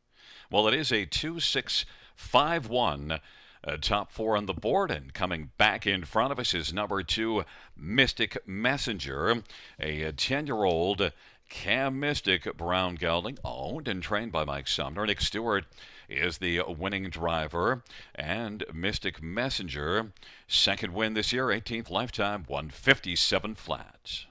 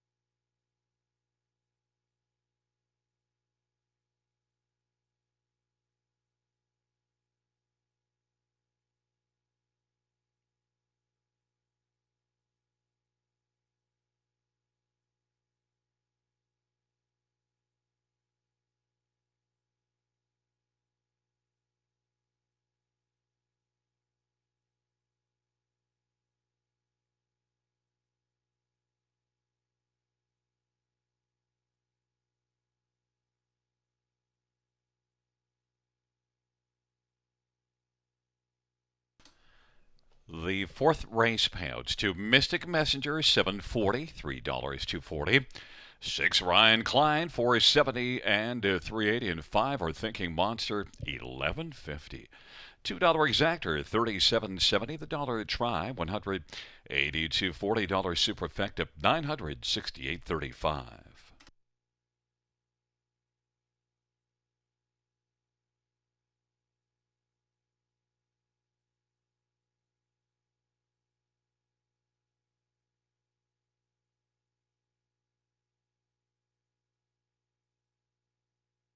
Note that this evening is the Sharp Farm Supplies and Purina race. Uh, is the fifth race. Sharp Farm Supplies night at the racing. They're a feed and livestock company, supply company with 10 retail locations across southern and northern Ontario. Many of the race participants are customers, and Sharps is a Purina dealer, which is a Canadian company, and they're also joining us this evening. We'd like to welcome Sharp Farm Supplies and Purina this evening.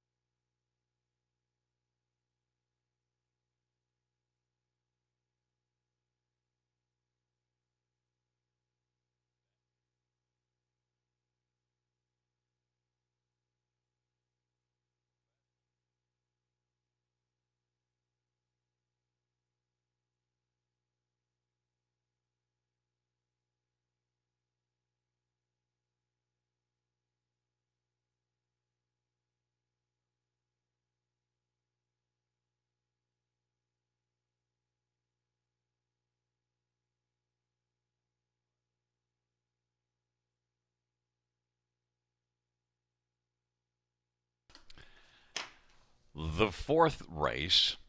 Order finish from the tops at 417-932-685. That's 417-932-685.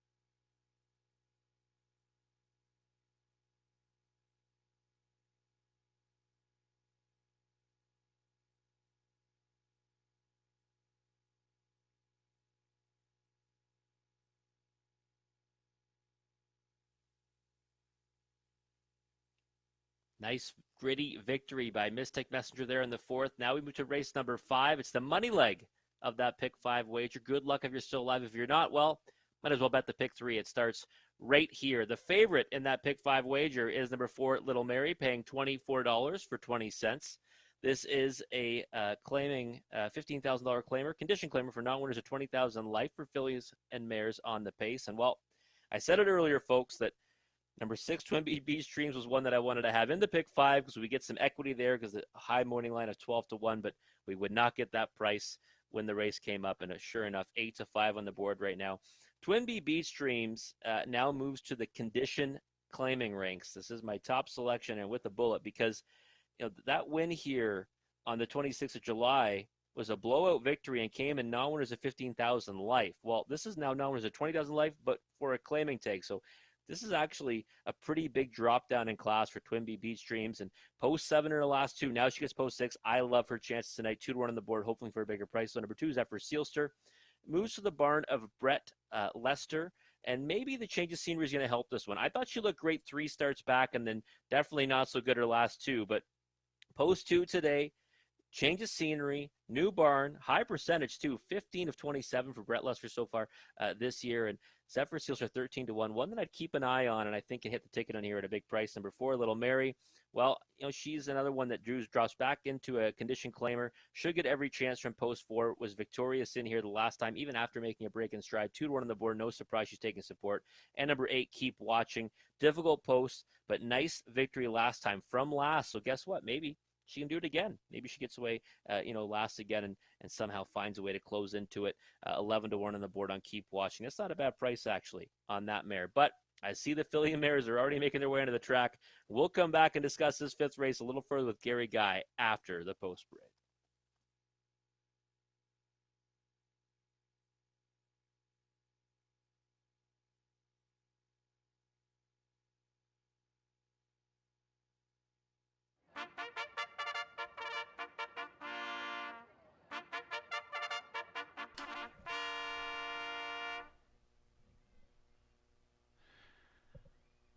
Field for the 5th on parade. 1, Fashion Blogger. Nick Stewart for Mike Sumner. And number 2, Zephyr Sealster and Natasha Day for Brett Lester and Tommy Cosgrove. 3 is Shadow 1, Ryan DeRoche for Scott McNiven and Thomas Broadhurst. 4 is Little Mary, Paul McKenzie for Mike Salas. 5 is I'm a Cute Little Dolly, Doug Brown for Anna Marie Colville. And Siggy Lee. Number 6 is Twin Beach Dreams, Austin Sorry for Shane Barrington and Katrina Barrington. Number 7, Stiletto Blue Chip, J.R. Plant for Mike Timpeno and Wendy Warren, Timpeno and Frank Tucci and Seaspray Stables. Number 8 is Keep Watching, Travis Henry for Clifford McGuire. And 9 is Latte Sealster, Scott Colder, Scott Friend, and Rebecca Williamson. Field of 9, race number 5, the Sharp Farm Supplies in Purina race. And, well, let's get a look at this field, Rob. And this is an interesting dash because clearly the best ones are the ones on the outside. I think the 3 on the outside are the best horses in here. But they have to overcome a post position. You've gone to number 6, Twin Beach Dreams, and understandably so, because it is a nice class draw. And you see this one 3 races ago against Tougher, just crushing a field here. Twin Beach Dreams is hanging at 3-1. Probably will drop off of that, but we'll see. Your thoughts? Yeah, I think she will probably drop, and that's why I really wanted to be alive in that pick 5 on her, but that didn't happen. 9-5 now on this one. That effort 3 back was a real big one. She just crushed that group, 56 flat, and last 2 post 7 at each. And this is post 6 today, but the level of competition has gone down significantly. It really has, and I just think she emerges victorious against this group, and I'm not sure how it happens. It looks like there's not a ton of speed inside of her, so I wouldn't be surprised to see Austin Sorry try to ambush this field off the gate. If he does, that certainly increases her chances. But either way, I do think she is the one to beat. Number 2, Zephyr Sealster. I'm not with you on Zephyr Sealster, but Natasha Day driving for start for Brett Lester, and does get post position too. Those last 2 races, they don't look good, but the third last one, 57-4, was a sharp mile, and the 56-3 is actually a good time. Zephyr Sealster 7-1. Well, her first start back off a layoff I thought was a good one. She set an inside trip, got locked in, shook loose late, and finished third to Siboney. And I really like the way that she looked on that occasion. She didn't look very good in her last two. I'm the first to admit that. Last time, in fact, she just really didn't have anything to offer. But I like the way she scored down there. She looks good on the track, and sometimes a change of scenery is all it takes to have one turn her around. She gets a good post to work from, and Brett Lester has won 15 of 27 starts this season. So you know what? I said, I'll try to get this one on the ticket at a price. The problem is the price isn't there. She's actually taking a lot of support. A lot more support than really her paper shows, and that might be a good sign. Number 4, Little Mary is one that could be a value play 6-1 because I think Little Mary's going to fire off the gate. Little Mary wired this class going back, actually the class below this one, I believe, July the 9th. Yeah, that effort until the ninth came from the pole position. Post forward tonight, but not a ton of speed inside of her. And I think that her best bet is to go forward off the gate in here, especially with some of the better ones that have drawn the outside. They're going to have a tough time getting to the lead and might have to race them off the pace. Little Mary is the favorite in the pick 5, so I'm surprised right now that she is 6-1. I think she warrants respect in here. I put her in the 3rd spot, and wouldn't be surprised if she actually ended up finishing 2nd or maybe winning the race off the right kind of trip. Number 8, Keep Watching, is one that you could maybe play from an outside post position because look at last time out. 13 1/4 back at the quarter, 15 3/4 at the half. No problem. Won by 3/4 of a length. That was a nice effort from Keep Watching, and really she's been racing good in this class in her last few starts, and got a nice second by a neck 3 back, got roughed up 2 starts back, and then last time, of course, wins from way out of it. And she'll probably have to do that again tonight, but it's not, inconceivable that she does it because, she did it last time. 6-1 on the board and a horse that just won in this class that's probably going to get the same kind of trip isn't the worst price in the world. What do we do with 7 Stiletto Blue Chip? Tough post, loves to fire to the front, and is racing well. That was a strong effort last time out. Tough post, though, 7-2.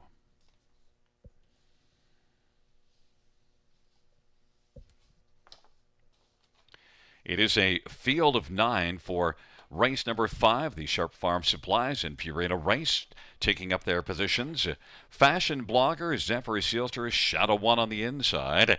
In the center, Little Mary, I'm a Cute Little Dolly. To the outside, Twin Beach Dream, Stiletto Blue Chip, and Keep Watching. 2nd tier, Latte Sealster.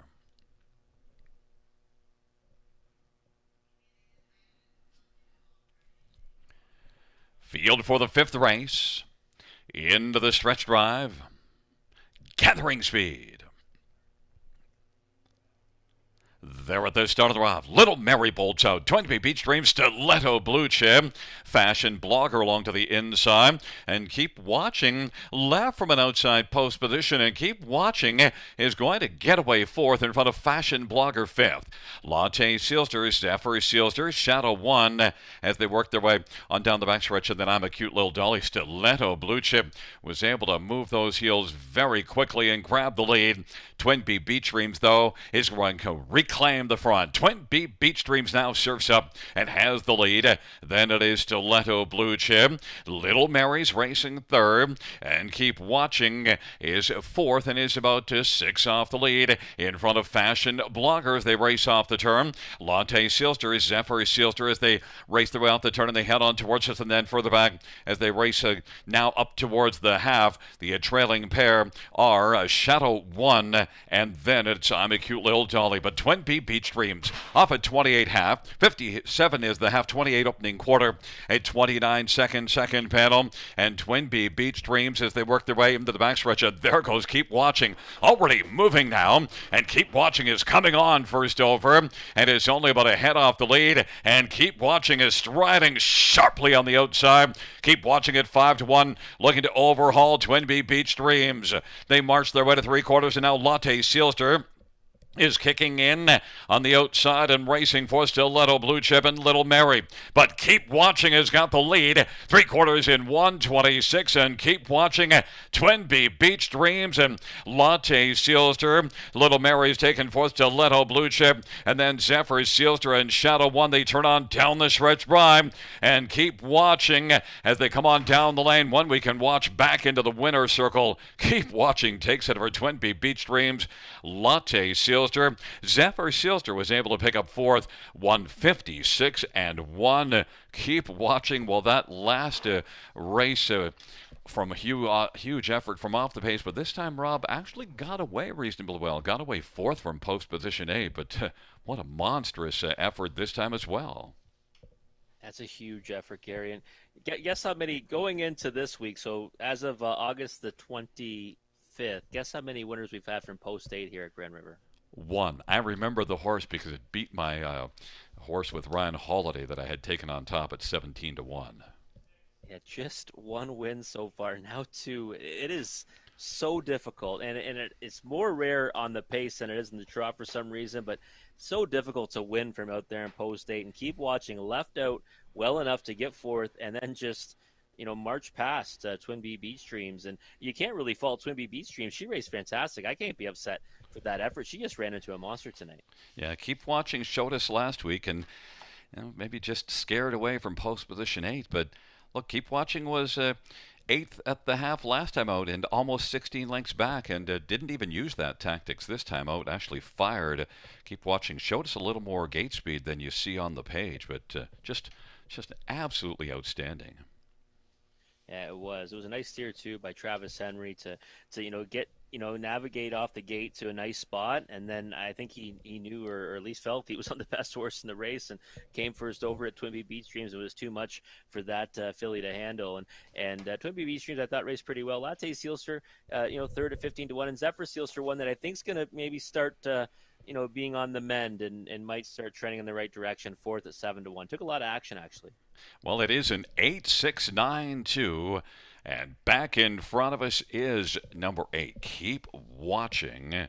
4-year-old He's Watching brown mare, owned and trained by Clifford McGuire. Travis Henry, the winning drive, and fifth win this year, fifth lifetime, second in a row. Taking the fifth race, the Sharp Farm Supplies and Purina race in 156-1.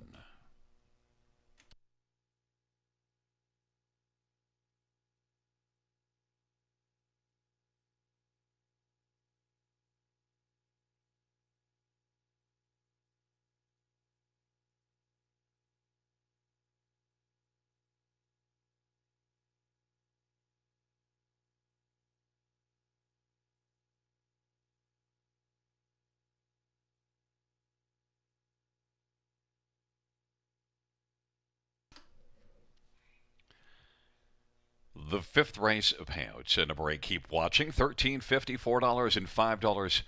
6, Twin Bee Beach Dreams. $4 for 39. Latte Sealter, $5.90. Pick 5. Well, forget that for now. $2 exactor, $47. Dollar Try, $255.40. The Dollar Super, $1,400, $8.95. The Dollar Pick 5, $174.50.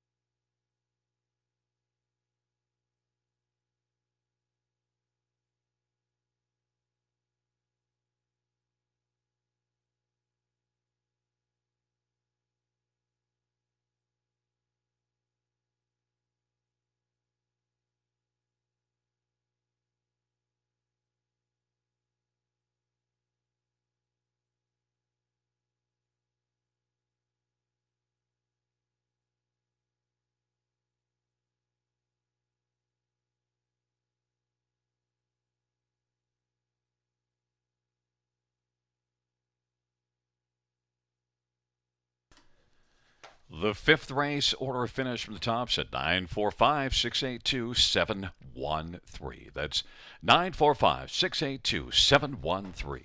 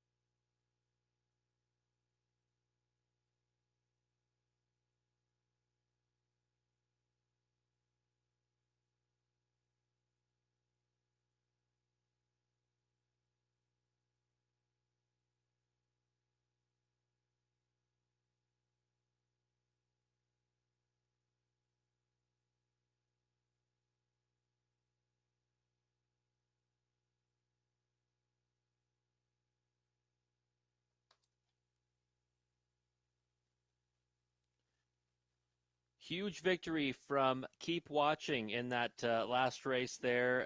And you know what? Now, folks, it's time for race number 6. It's the money leg of the pick 4, but more importantly, it's time for the super high 5, aka the pentafecta. We had a carryover, $4,105 coming into tonight, and I think we just had a little bit under $3,000 of new money already wagered. Start mapping out your tickets because these usually pay very well, and this is a contentious looking race.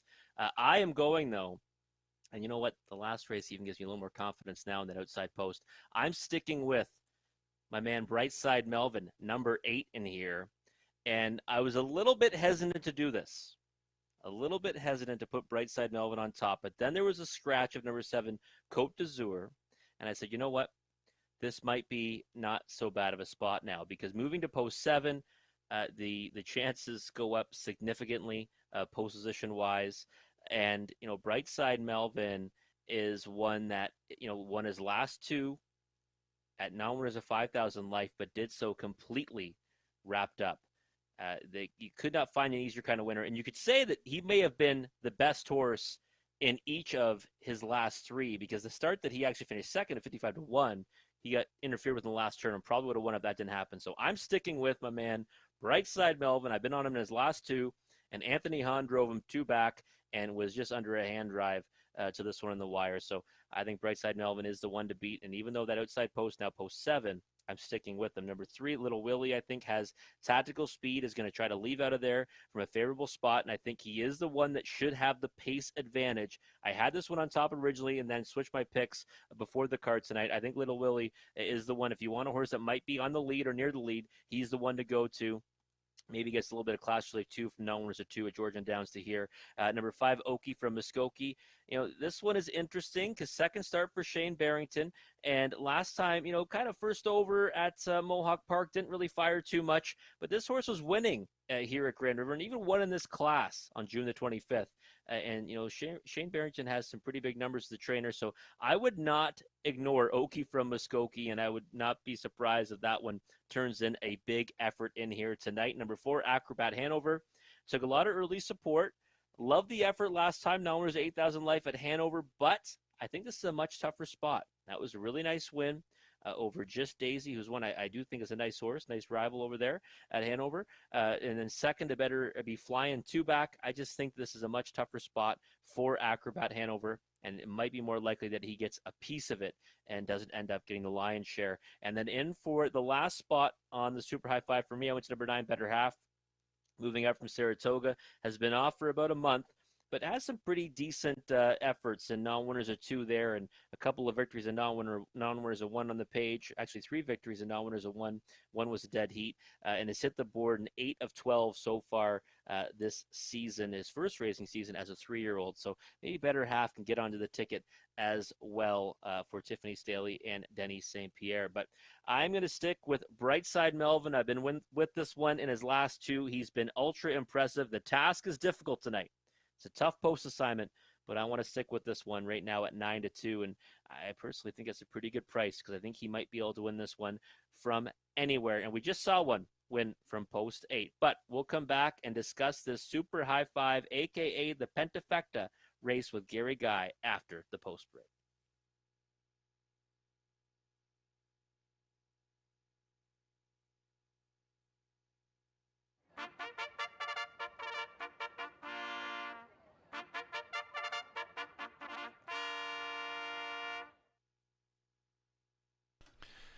Field for the 6th on Parade 1 Sports Bliss. Jason Ryan for a numbered company from Ottawa.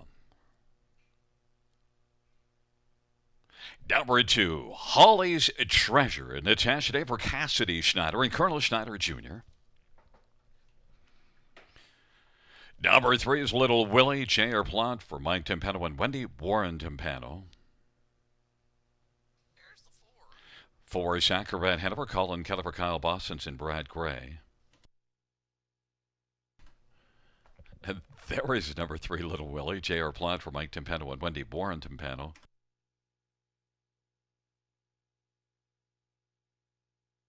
Number 5 is Okie from Muskokie, Austin Sorry for Shane Barrington and Danielle Bell. Number 6 is Full Credit, Tom Smith for Jane Walker. Number 8 is Brightside Melvin, Anthony Hahn for Julie Walker and Dr. Terry Fried.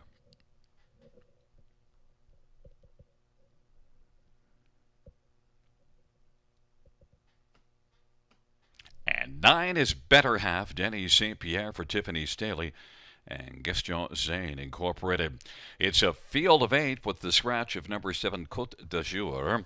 And, well, let's get a look at this field. The Pentafecta, Super High 5, and I guess we're starting with 3, Little Willie, because you know what? That's my top one, Rob. I didn't switch to number 8, Brightside Melvin. We'll see if that ends up being a bright choice. But 3, Little Willie, I do believe is one that's going to flash here. It'd be interesting to see if one of the 8 ones to the inside, either Sports Bliss or Holly's Treasure. I'm more worried about Sports Bliss possibly stopping Little Willie from making the lead. But I think J.R. Plant's got a one-track mind here with Little Willie. And this horse has been good. And, of course, the barn, Mike Timpano's, is very fine.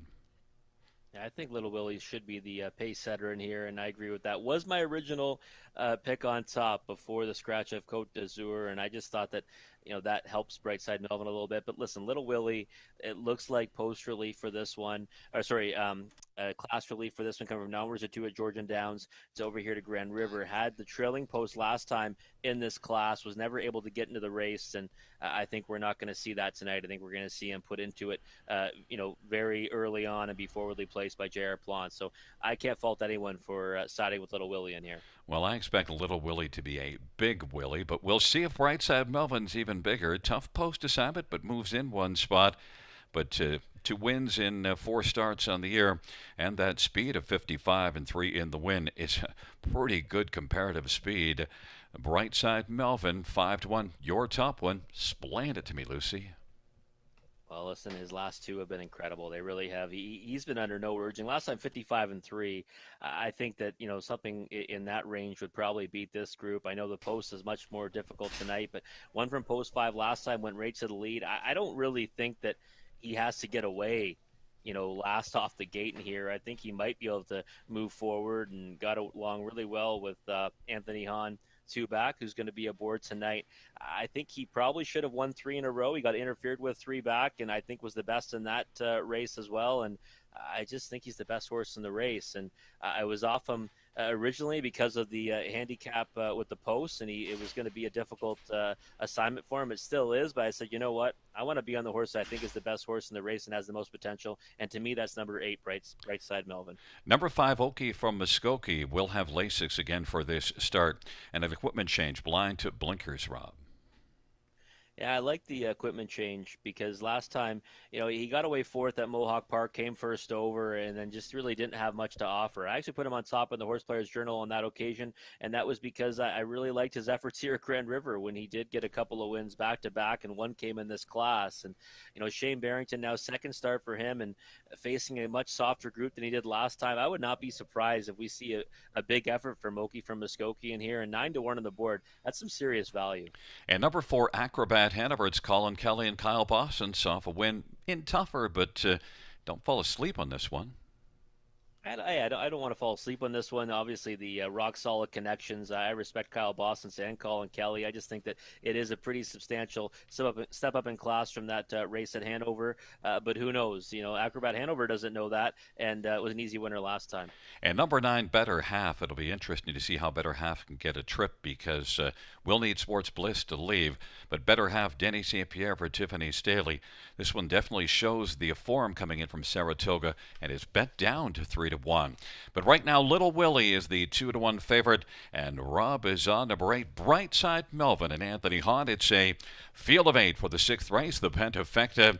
Sports Bliss, Holly's Treasure on the inside with Little Willie, Acrobat Hanover, and Okie from Muskokie in the center to the outside. Full credit, Brightside Melvin, the second tier, Better Half.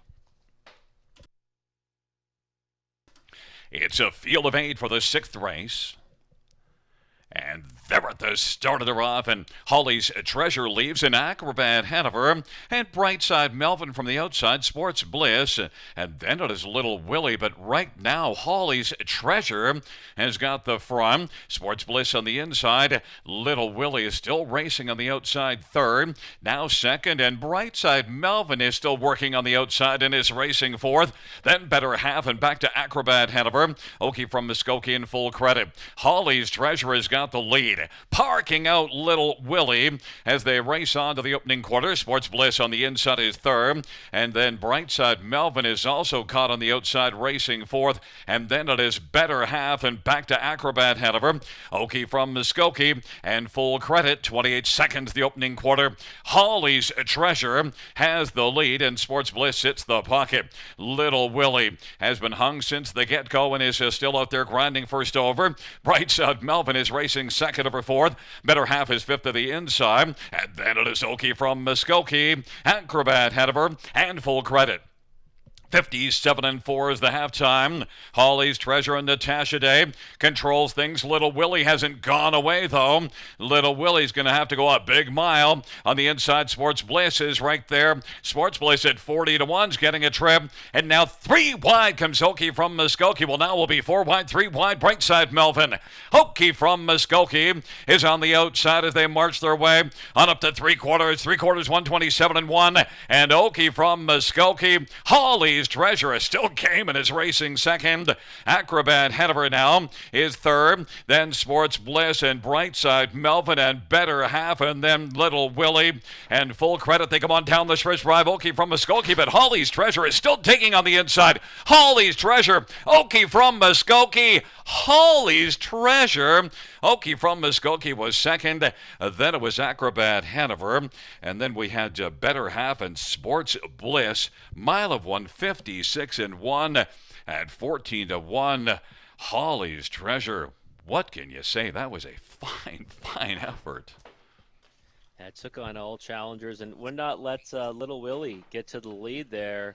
And at that point, listen, I thought that, Holly's Treasure, okay, we'll see what this one's got. And it was a really nice effort all the way on the front end. And I thought Okie from Muskokie was going to go by, and maybe it wouldn't be a big margin, but I did think he would get the better of Holly's Treasure. But it didn't happen, and we've got an upset winner here in the big high five carryover. I was definitely getting ready to sing I'm proud to be, and then forget that idea. It was Holly's Treasure. There you see, winning by about a head. And Okie from Muskokie, Little Willie. That was surprising to me that Little Willie couldn't get off the gate a little bit better and then really kind of got stuck. And also Brightside Melvin was, left hard from post 8 and also kind of got stuck on the outside. Yeah, he ended up getting parked the route. Had cover, but it didn't really go the way I had hoped. I thought he might leave out, but I honestly thought that Little Willie would kind of get to the lead with ease there, and then hopefully Brightside Melvin would come around that one. But Natasha Day and Holly's Treasure had other ideas, and it worked out. It went coast to coast there at 14-1, and that should add some serious value to this high five ticket. And like we always say, Gary, the one horse Sports Bliss this time at 40-1. Somehow the horse from the rail always finds a way to hit the high five, and going to put some serious value on it in the bottom end. Yeah, it's a 2-5-4-9-1. Some serious numbers on the board. We'll see if somebody has this or if we wind up with a carryover. But it was a very sharp Hawley's Treasure coming back in front of us. Hawley's Treasure is a 3-year-old state treasurer. Bay Colts, owned by Colonel Schneider Jr. Cassidy Schneider is the trainer. Natasha Day, the winning drive. 5th win for Hawley's Treasure. 5th lifetime. 156-1.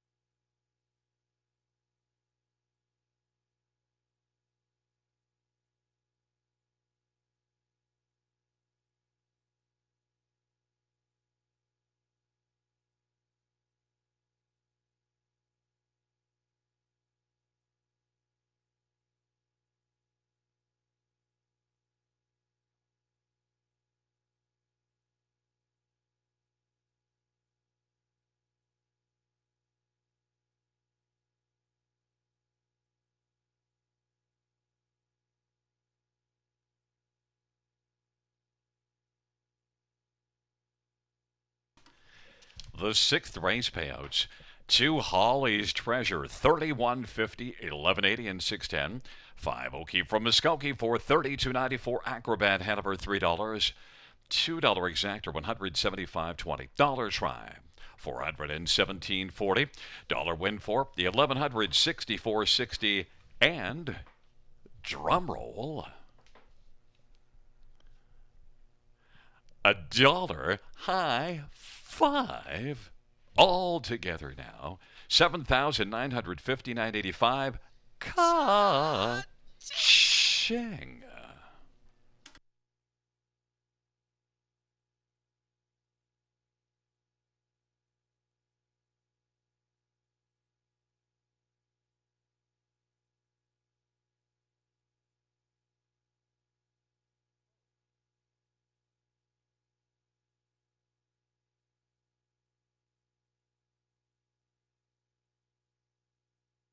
And by the way, if you follow our timer, Conley Ecclestone on Twitter, the timer this evening, he did tweet out before the race that Hawley's Treasure was his long shot pick of the night. 31.50 to win.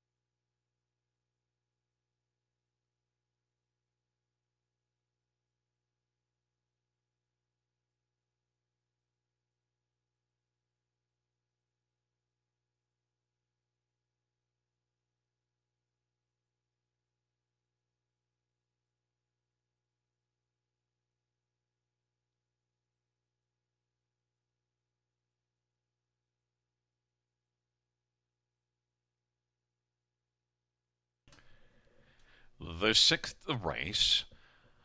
Order finish from the top, 518326 scratch 74. That's 518326 scratch 74.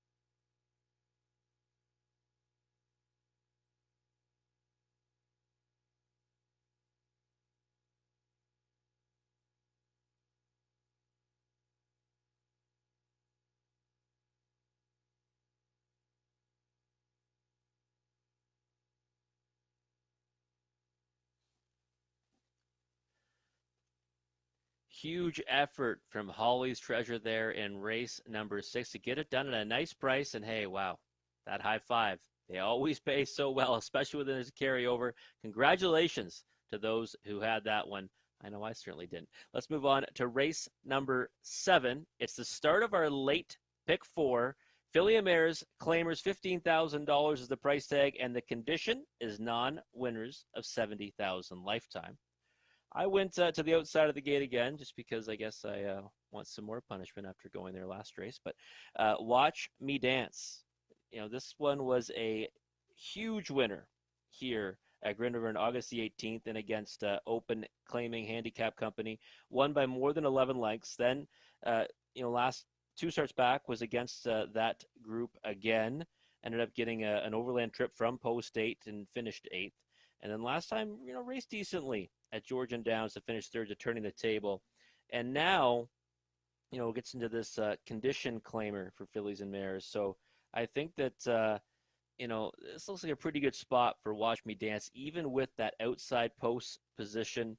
And I think that, 4-1 on the board right now is a pretty decent price on that mare. In for second, number 5, Sophist, for Richard Moreau and Brett McDonald. Racing at Georgian Downs in a condition claimer there, and has been racing pretty well. Finished 5th last time, but hit the board in the 2 before that. 0 for 7 on the season. It's one of my concerns, but has hit the board in 3 of those, and Morrow's only had this one for 4 starts, so maybe this one, might be the one to take a look at in here. But for me, the price is 7 to 5. That's not for me on number 5, Sophist. I thought this one would be a bigger price, and Watch Me Dance might be shorter right now than that 4-1. So I would stick with the 7 over the 5 for sure if the prices stay the same, but I doubt they will come post time. Number 1, Bet 'em on the River, is one that got claimed last time by Patrick Dillon off Richard Moreau. Was an easy winner at Georgian Downs by 5 lengths in a $7,000 claimer, and that was in an open $7,000 claimer. And I think that matches up well against this group, a condition claimer for 15,000 condition claimer for numbers of 70,000 life. But this mare was racing at condition claimers before that, so I would say that Bet 'em on the River is one that pole position hasn't really had many good posts lately, and has been still overcoming it.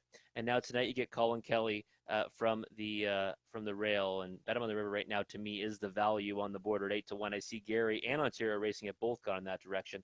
Number 8, Artistic Meadow. difficult post to work from, but she's been racing fantastic. Take nothing away from her. She won that claiming handicap race last time and raced really well to do so. And maybe the start before that, finished fourth, but has won 4 of her last 5 overall. So she's one you have to consider. 9-1 on the board. The price is right on that one as well. This is the start of our late pick 4, and we'll come back and talk about it more with Gary Guy after the post break.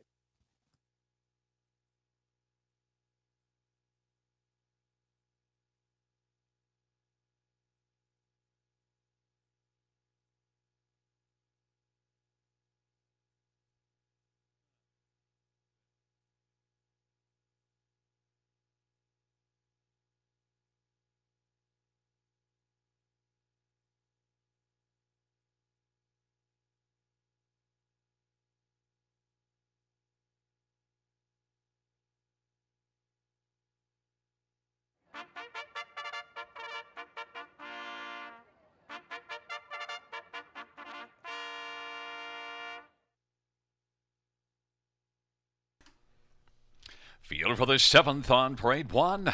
Bedtime on the River. Colin Kelly for Patrick Dillon and Patty Hoskin. Number 2, Lady Fine Tune. Scott Culver, Tim Myers, and David Omacoli. 3 is Trizzle Trazzle. It's Pat Udot for Todd Ratchford and ECS Racing.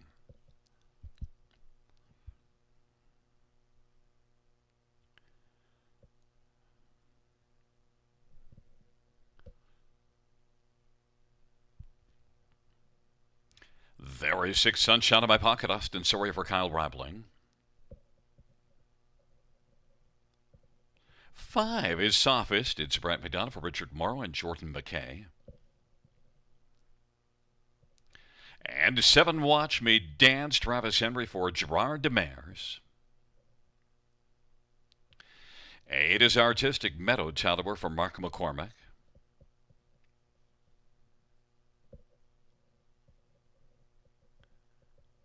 And 4, Century Gianna. J.R. Plot for Mike Timpano and Wendy Warren Timpano and Seaspray Stables and Princeton Farm. It is the start of the late pick 4. We're going to first up watch Travis Henry with Watch Me Dance. Rob's top pick here, and a 4th start now for Gerard Demers.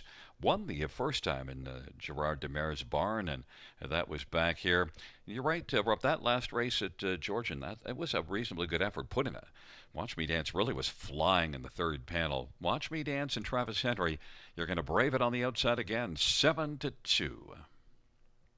Yeah, I decided I needed some more punishment from the outside post positions, but no, I really think that Watch Me Dance is a pretty good price right now, 7-2. I don't know if that'll hold up come post time, but this looks like a pretty good spot for this mare. Last time, Georgian Downs in a condition claimer was an open claiming handicap here. Those 2 efforts at Grand River and destroyed her competition, 3 back.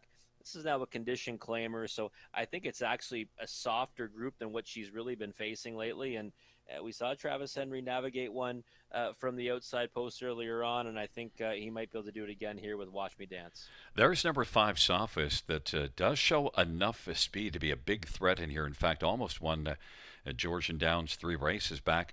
Sunshine in My Pocket was the winner, but Sophist was right there in the hunt the whole way, and the speed is pretty comparable. A little tougher post assignment, but you also see this one's been racing from off the pace. 2 starts ago it did from off the pace to get close. Yeah, I just a little bit worried with that 0 for 7 on the season, and I guess a lot of the horses in here might be a bit camera shy, being in a condition claimer. I thought that the last effort was just okay. Turning the table, though, I think we can agree would be one that you'd want to play in this race, that's for sure. And she's faced her in each of her last 2. The Watch Me Dance at 7 did get the better of Sophist last time. So the price discrepancy to me doesn't really make sense right now, and I'm sure we'll see it even out by post time. I like Sophist for 2nd, but I was expecting the price to be a bit higher. Now, Rob, I have Bedtime on the River on top, and I'm going to stick with it, 7-2. So far this evening, there's only been 1 horse that wasn't on the lead at the quarter win, and that was He's Watching. Bedtime on the River, I think, has the gate speed to take advantage of post position 1. We just saw last time out a horse firing to the front that maybe didn't measure up with these and got the job done. It might happen again. Colin Kelly for Patrick Dillon. Bedtime on the River is 7-2. Yeah, and some people might actually get a little bit deterred for this one, looking at a 7,000 claimer versus a 15,000 claimer. But that's an open 7,000 claimer on Bet 'em on the River last time, where she won by 5 lengths when she got claimed by Patrick Gillen. And I think this race actually matches up kind of evenly with that one. It might be a slight uptick, but not really. So the price right now, 3-1, taking a lot of support, and I think Bet 'em on the River deserves that. Pole position, Colin Kelly, and Patrick Dillon's had a decent season as well, so I would not be surprised to see this one emerge victorious. And the reason why I mentioned Holly's Treasure, that's one that on paper maybe looked like she didn't or he didn't fit with the field and got the job done. I'm looking for a bit of a repeat there. Number 8, Artistic Meadow. Well, if you want a tough post position, Artistic Meadow, but his game really hasn't been, for the most part, from off the pace. But then there's that one line, July the 25th at Clinton, interfered early, way back, and yet came on to win. Artistic Meadow has shown some nice things. Tough post 6-1. Yeah, Artistic Meadow, I thought, raised fantastic last time from the trailing post and was handled really aggressively in that effort. I'm not sure if she can really get handled aggressively tonight or how it would work out for her from post 8. We see how difficult that spot is time and time again here. Just 2 winners on the meet from out there. So I think Artistic Meadow's best chance is to probably take back off the gate and see what she can get. But she's good enough to get a share. 7-1 is a pretty solid price. Well, right now you have a solid 4-1 on number 7, Watch Me Dance. I'm on Bet 'em on the River. 9-5 inside post position and all. It's a field of 8. Bet 'em on the River, Lady Fine Tune, Trizzle Trazzle on the inside, Century Gianna, Sophist in the center. On the outside, Sunshine in My Pocket, Watch Me Dance, and Artistic Meadow.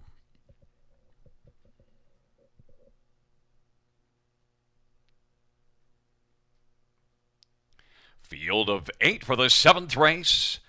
There at the start of the rough. Bet 'em on the River, Trizzle Trazzle. Sophist is leaving, as is Artistic Meadow on the outside. Bet 'em on the River on the inside, though, is wanting to stride through and grab the lead, but Sophist continues on. It is Sophist who's going to try to clear the lead. Bet 'em on the River is going to let Sophist make the front, as Bet 'em on the River is racing the pocket and still working on the outside. Watch Me Dance is dancing towards the lead. Then Trizzle Trazzle, Artistic Meadow, Lady Fine Tune, Century Gianna, and Sunshine in My Pocket. It is Sophist and Brett McDonald who's got the lead. Watch Me Dance is still waltzing on the outside and is about a length back, trying to come on alongside Sophist, and on the inside, Bet 'em on the River is enjoying watching those two duel now, and Trizzle Trazzle is racing fourth, and then Artistic Meadow. Then it's a gap of 5 or 6 back to Lady Fine Tune and Century Gianna, and then Sunshine in My Pocket. Halftime was recorded at 55-1, and no breather in that second split as they work their way into the backstretch, and it is Sophist. Bet 'em on the River on the inside. Watch Me Dance is racing in the center of the track third. 3 wide, Artistic Meadow is coming on as they race the backstretch, and then Trizzle Trazzle, Sunshine in My Pocket now is shining, and then Lady Fine Tune and Century Gianna. It is Sophist who may be softened up for Artistic Meadow on the outside. Bet 'em on the River is racing third and getting some urging to try to stay up with the front two, but right now is kind of flattening out, and then it is Sunshine in My Pocket, but right now it is Artistic Meadow. Artistic Meadow, 3/4 was 125 and has got the lead. And then Sophist, and then it is Sunshine in My Pocket and Bet 'em on the River and Trizzle Trazzle. On down the stretch drive they come. Artistic Meadow has got this one now. Artistic Meadow and Tyler Moore. Sunshine in My Pocket, Sophist was third, and Bet 'em on the River was fourth, a mile of 155-1. Artistic Meadow. We get 2 post 8s on the evening, both from a little bit off the pace, but both at least were able to leave enough to be able to come on in the late going. But definitely Sophist got a little bit softened up off that 55-1/2. Yeah, Fabulous Friday turns into Freaky Friday. Another post 8 winner here. And you know what? Artistic Meadow, 2-1 in the morning line, and has won 4 out of her last 5 coming into this. Now has won 5 out of her last 6. And when you think about it, I guess she really just didn't get any respect. I know the post is probably what did it. She's been racing really well. I put her in the 4th spot, and it all came down to post. And I mean, Tyler Moore's been aboard this one for now her last 5 efforts, and another real nice win for Artistic Meadow. And I don't blame Sophist for not being able to hold on, and kind of got pestered when you get a horse on the outside. That was a 7 Watch Me Dance who kind of, well, if you leave from an outside post, sometimes that happens. You got stuck and then had to force the issue, so it kind of opened the door nicely too. Yeah, definitely, and it's interesting because I thought Watch Me Dance would come up with a better effort than that, and didn't really fire and bet him on the river. The other one that I thought might be in a good situation tonight got a perfect trip and couldn't stay with the top two in the stretch. So, but kudos to Artistic Meadow. She's in top form right now and just keeps on winning, and not much respect. She's like the Rodney Dangerfield out there because last time she won at 30-1, and this time she wins at 8-1. Well, maybe now, Rob, we can respect Post 8 because now we've gone from 1 to 3 on the year. Number 8, Artistic Meadows, 7-year-old Artistic Fellow Bay Mare, owned and trained by Mark McCormick. Tyler Moore, the winning drive. It's the 7th win this year, 14th lifetime. Artistic Meadow, 150, 5-1.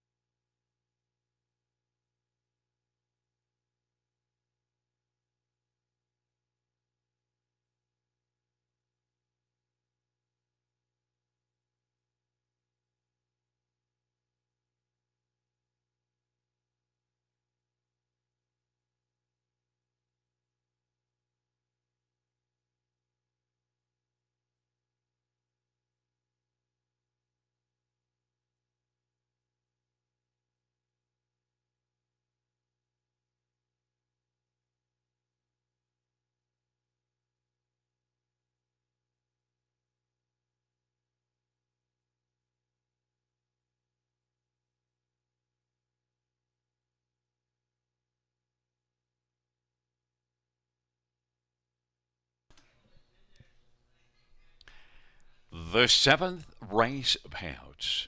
8, Artistic Meadow. 1810, $7, $4, 6 Sunshine in my pocket, 830, 420, 5 Sophist, 350. $2 exactor, 142.60. Dollar try, 437.80. The dollar super, $1,169.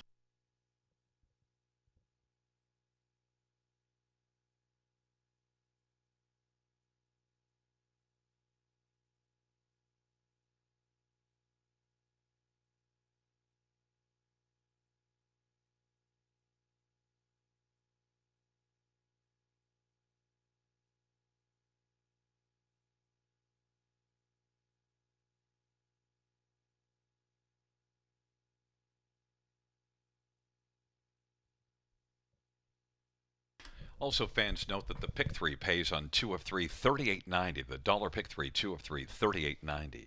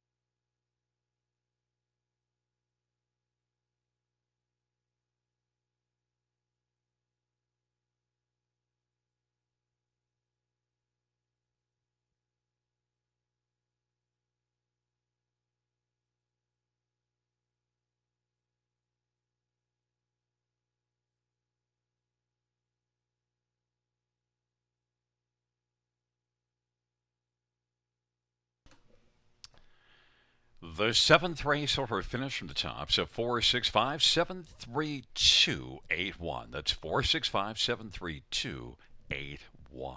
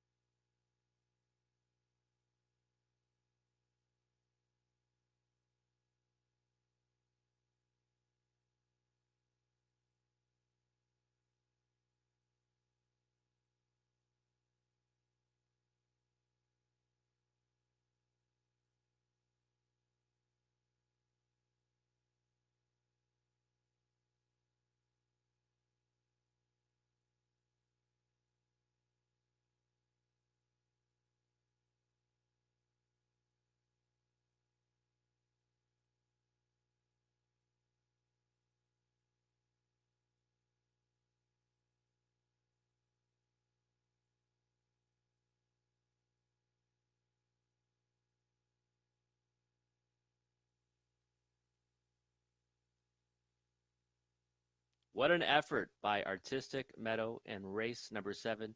She's now won 5 of her last 6. Congratulations to her connections. Before we get to race number 8, I just want to give a shout out to Kelly Goss from her soon-to-be husband, Chris Vardy. Hope you guys are having a great time at Grand River Raceway this evening. They're going to be getting married on September the 18th. So wishing you both a lifetime of love and happiness, and hopefully a few winners in the final 3 races on the card tonight. Hope you guys have a great time. All right, let's move on to race number 8. Horses and Geldings, non-winners of 2000, last 3 on the pace. And, well, I'm going to go towards the outside of the gate again. Number 6, Exit Smiling. Now post 5, though, with the scratch of that one. Come and get some, number 5. So I am going to go with Exit Smiling. And I just think this looks like a good spot for this horse. And last time at Georgian Downs, post 8, in probably around a comparable class or so, finished 3rd.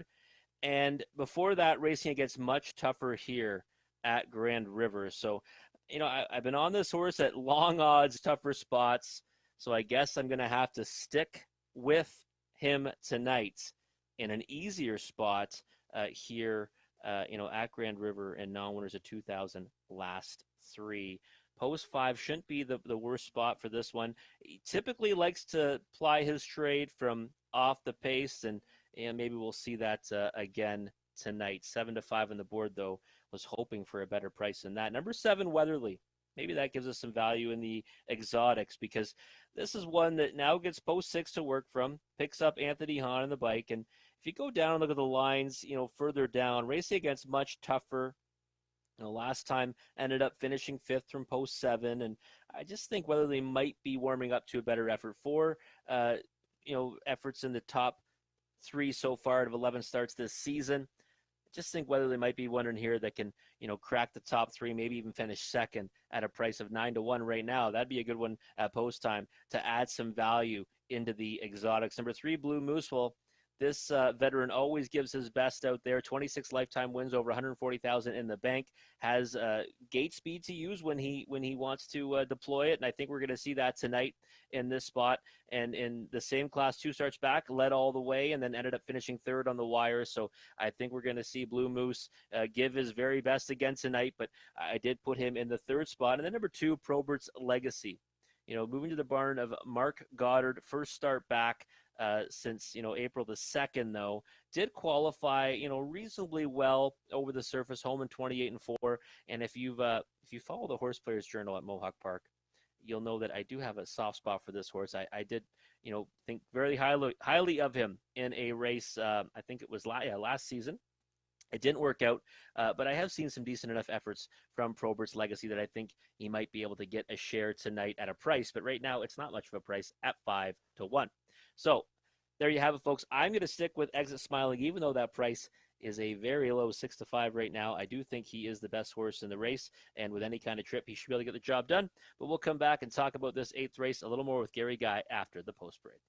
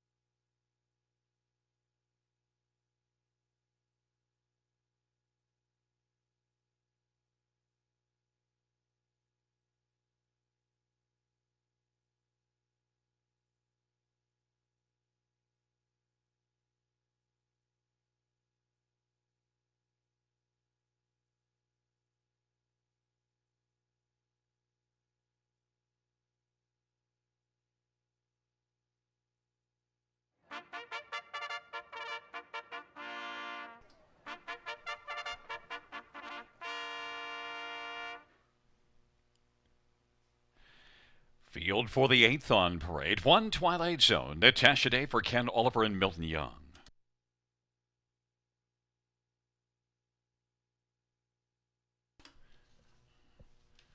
Number 2 is Probert's Legacy. Ryan Roche for Mark Goddard and Phil Price Jr. Number 3 is Blue Moose. Robert Shepard for Isabel Darvaux. Number 4 is Music to My Gears. Pat Houdon for Gary Kingshot. And 6 is Exit Smiling. J.R. Plot for Stefan LeBrock and Pierre Strasbourg. And Stefan shares an ownership. And number 7 is Weatherly Anthony Hunt for Julie Walker and Murray Ferguson Jr. Let's get a look at this field. And Rob, we're both on number 6, Exit Smiling. Boy, this one hasn't seen a good post in a long, long while. This will be post 5, which compared to where he's been working is a pretty favorable post. 3-time winner this year. I think Exit Smiling, even if you look at that last race at Georgian Downs from off the pace, it came a big back half of 55-3. I think it sets up that Exit Smiling is the one to beat, but the fans are all over him, all the way down to 4-5.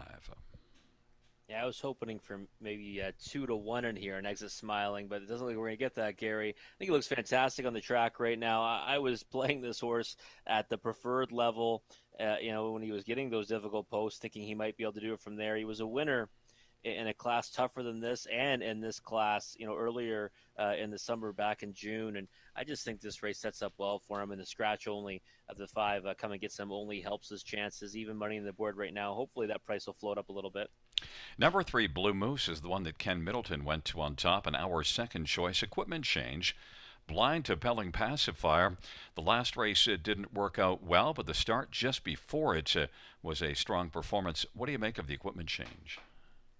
To be honest, I'd have to ask them what they're looking for with that one. I think we're going to see this one go towards the front. I really do. Post 3, and this horse does have lots of speed, and I think that is his only path to success in here.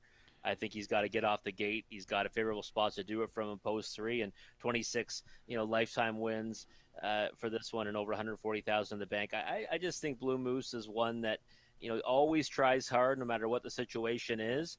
I just don't know if he can come out on top in here. I think he's more likely to finish second or third, but I think he'll be the pace setter, or at least try to be. Exit Smiling and Blue Moose are the ones getting all the love on the board right now. Number 7, Weatherly. Maybe we could have a parade of another outside post position. Parade of outside posts winning this evening. And Anthony Hahn and Weatherly, if you can't take an 8, maybe you can take a 7 here. 7-1 on the board. Had post 7 last race, though, and only managed to get a 5th. And we'll see what Weatherly can do, but maybe at least one to use on the ticket because only 1 win in 34 starts. Yeah, it moves down a slot to post 6 with the scratch, but still does have the outside post in the race. So that is a bit of a drawback for Weatherly. I just think this one is better than what the paper shows, and this is now going to be the 4th start on Lasix, and maybe he can get into the race somehow. And if he can somehow work out a favorable trip, if Anthony Hahn can get him on a helmet with some live cover, I think he might be able to get a piece of it. Taking more support than I expected, though, at 6-1. I thought he might be more of a price play underneath. Number 2, Probert's Legacy is giving you 12-1, but hasn't raced since the 2nd of April. And Mark Goddard training for Phil Price Jr. Just a 6th start of the year. One that's got only 1 win in the past 2 seasons, but 15 lifetime. Probert's Legacy, well, has a favorable post. What do you make of being off a while? Certainly finished that qualifier here very well. And the qualifier was a decent one, I'll say. And Mark Goddard did have this horse for 2 starts last season. It was at Mohawk Park, though, in the bottom condition, and did finish, well in one of them to finish 6th. I think Probert's Legacy is the kind of horse that might be able to just get on the cones in here and sit a favorable trip to get a piece of it. I've always thought the horse had some ability. It hasn't really come to fruition, but he's also, if you look down those blinds there, he's had a lot of difficult posts to work from last season. That last effort at Mohawk Park from post 8 when he closed to finish 3rd at 102-1 was actually a good one. Wouldn't be surprised to see him get a share in here. Well, it is a field of 6 for this 8th race, and taking up their positions, Twilight Zone, Probert's Legacy to the inside, Blue Moose, and Music to My Gear is in the center to the outside, Exit Smiling, Weatherly. Field of 6 for race number 8. They're in the stretch drive, gathering speed approaching the start.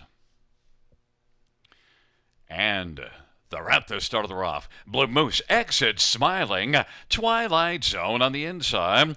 Then it is Probert's Legacy, Music to My Gears, and Weatherly trails the field. Twilight Zone and Natasha Day has got the lead as they race the backstretch, but Blue Moose now wants to come on and grab the front. Blue Moose and Twilight Zone. Then Probert's Legacy to the inside 3rd. Music to My Gears, and then that is Exit Smiling after leaving reasonably well. Now is 2nd from last, and Weatherly is trailing the field. Blue Moose at 9-5 leads on past the quarter, 28-1, and that lead is a couple over Twilight Zone. Probert's Legacy 3rd, Music to My Gears is 4th, and then Exit Smiling in front of Weatherly as they race their way off the turn, and it is Blue Moose and Robert Shepard controlling things as they come to the half with Twilight Zone 2nd, and Probert's Legacy is skating 3rd. Then Music to My Gears and Exit Smiling hasn't exited the pylons just yet now, and then Weatherly is going to come to the outside, and now Weatherly is going to have some cover as Exit Smiling took out, but is 2nd from last, 57-4 the halftime. It is Blue Moose who's got the lead. Blue Moose and Twilight Zone, Probert's Legacy, and then it is Music to My Gears and Exit Smiling, and on the inside Weatherly, but it is still Blue Moose the one to catch. Probert's Legacy is coming on at 17-1 and is moved up to take over 2nd. Twilight Zone sits the trip in the pocket. Music to My Gears is racing 4th, and then to the outside that is Exit Smiling is still 2nd from last, and Weatherly is trailing the field. zone. It is Blue Moose and Probert's Legacy. Twilight Zone. Then Music to My Gears. Weatherly and Exit smiling on down the stretch drive they come. And Blue Moose, Twilight Zone up the inside. Blue Moose in Twilight Zone. Twilight Zone is flying. Twilight Zone up the inside appeared to get there. On the outside, Music to My Gears. And then between Blue Moose and Probert's Legacy, 157 flat. Twilight Zone was the trip horse on the inside and was able to get the job done. A second win for Natasha Day. Yeah, second win on the night for Natasha Day. Nice steer, too. Got a perfect trip in that two-hole. Came out the passing lane late, and this veteran just notched his 40th win of his career at Twilight Zone. So nice victory for this one. Blue Moose did what I thought he would do. Went to the front, and he just has a hard time finishing out his miles, and still raced well. I think he ended up finishing second. At Exit Smiling, it was kind of a disaster right off the gate for that one. Tried to leave out and wasn't able to get forwardly placed. And when he tried to drop in the four-hole, Music to My Gears and Pat Hudon slammed the door shut on him, and he had to take back to fifth. But then didn't really fire at any point in the mile. And I wanted to get to Music to My Gears because I used this one for third on my ticket. Did a lot of work last time out and the start before it, and was third in this class, and was really coming at the finish. Might have picked up second. It's close for second, but still, it was a fine effort for Music to My Gears. Maybe one to keep an eye out. Yeah, it was for sure. He's had an inside trip and was coming on really strongly at the wire, and is one that has been trending in the right direction, we'll say. And it was 5-2 in the morning line, but 10-1 on the board when they were let go, and ended up finishing third in behind Blue Moose and Twilight Zone. Yeah, it was close between Blue Moose and Music to My Gears, but Twilight Zone 13-1. It's been a night of prices, Rob. Yeah, like I said, fabulous. Friday turned into Freaky Friday in a hurry, didn't it? And that was also the first post one to win on the evening. It had to come somewhere. You would think so, yeah. We've seen a lot of outside posts emerge victorious today, and we finally get one from the pole position into the winner's circle. Back in front of us is one Twilight Zone, an 11-year-old astronomical brown gelding, owned by Milton Young, trained by Ken Oliver, Natasha Day. With the driving double, it's the second win on the year, 40th lifetime for Twilight Zone. Mile of 157 flat, 2 wins in the night for Natasha Day.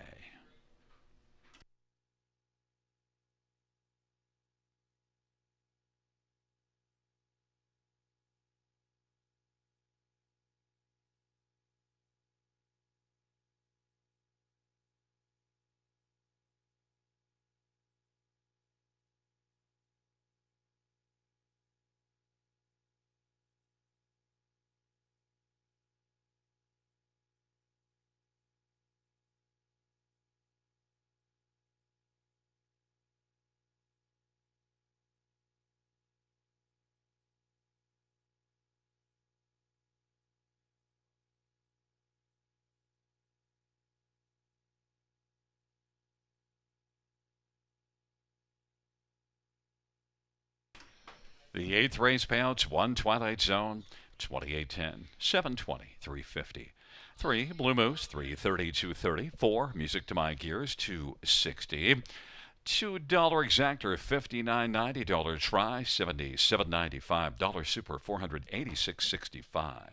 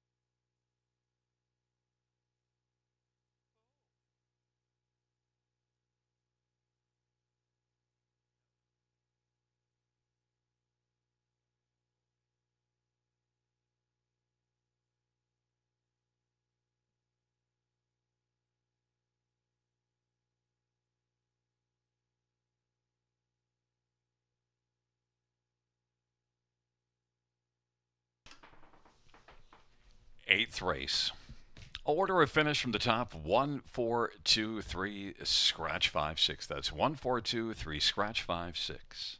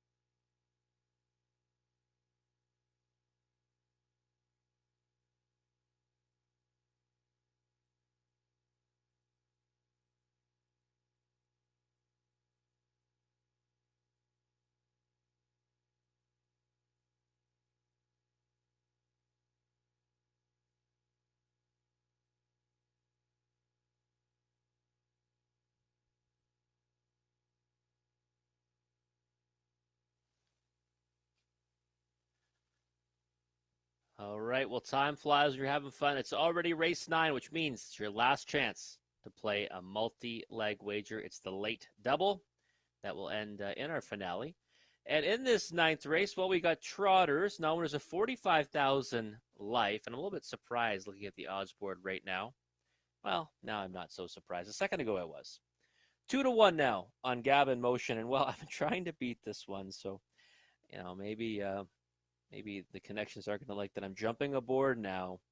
Tried to beat this one in each of his last two. Loved him 3 starts ago when I knew the price would be pretty good. And actually, last time the price was a lot higher than I expected, to be perfectly honest. But look at that. All the handicappers here are on board with number 3, Gavin Motion. He's been spectacular. He's won 3 in a row now. He's won 4 of his last 5. In non-winners of 40,000 life. This is now non-winners of 5,000 life, but not really much of a difference between that and the group he's going to face anyway. So I do think that he stands out.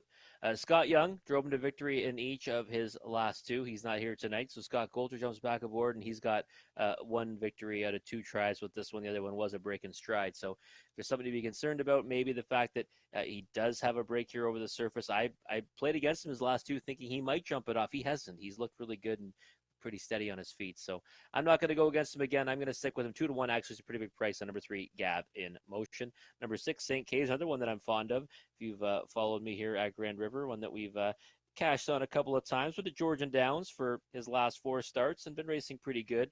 Last time in non-winners of 53,000 lifetime. So a pretty solid group in there to finish third too, and battled it out on the engine for a bit of it anyways. So it looks like one that should get a big piece in here. Has post 6, but is one that can kind of do it from anywhere. He can do it first over. He can do it off cover. He can do it from last even. So St. K is one to keep in mind here, especially at a price of 7-2. Number 5, Olena. 6-1 on the board. One that I don't really know can win the race, but maybe can get a piece of it, land on the bottom end of the trifecta or the superfecta wager.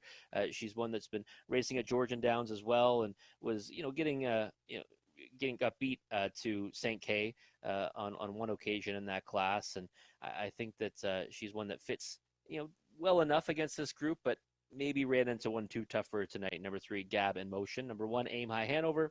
One that I've been on quite a few times this season here at Grand River. Lately, since moving up to the non-winners of 40,000 lifetime class, she hasn't had as much success. She did have a win in here 4 starts back, but 2 starts ago, she really didn't look herself when she made a break in stride and came back with a flat line and finished 5th last time in her first start for Mitch Tierney. So maybe they can build off that effort. Right now, 5-1 on the board, not the worst price on her. But for me, Gab in Motion, even money. that might not even be the price you get come post time. Looks like he does lay over this field, and if he minds his manners, he should end up in the winner's circle again. Of course, we're moving out onto the track for race number 9. We'll be back in just a few moments to talk about more with Gary Guy.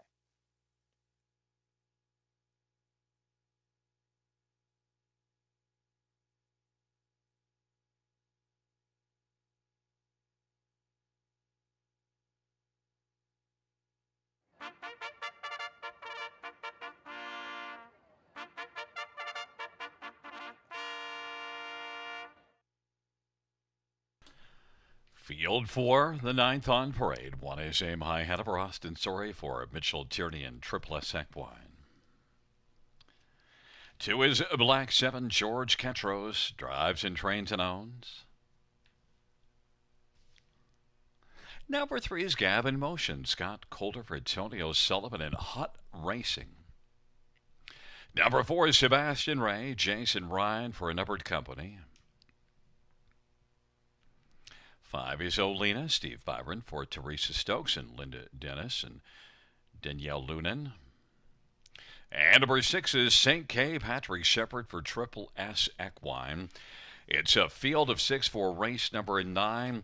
We'll first take a look at 3 Gab in Motion. And I'm impressed with you, Rob, that you didn't keep trying to hang tough and see if you could just ride out this trying to beat Gab in Motion. But you're on the horse that clearly is the best one in here. Yeah, I couldn't keep going with that, Gary, because I tried the last 2. It hasn't worked out, and I was banking on maybe this one making a mistake, and he's shown no signs of it, And wow, if it ever happens tonight, then I guess his connections are going to have to ask me to not pick him on top ever again. But I was on him 3 starts ago when he was much the best at a better price than what he's going to offer tonight. He looks good on the track right now, and Scott Coulter's no stranger to winning with this one.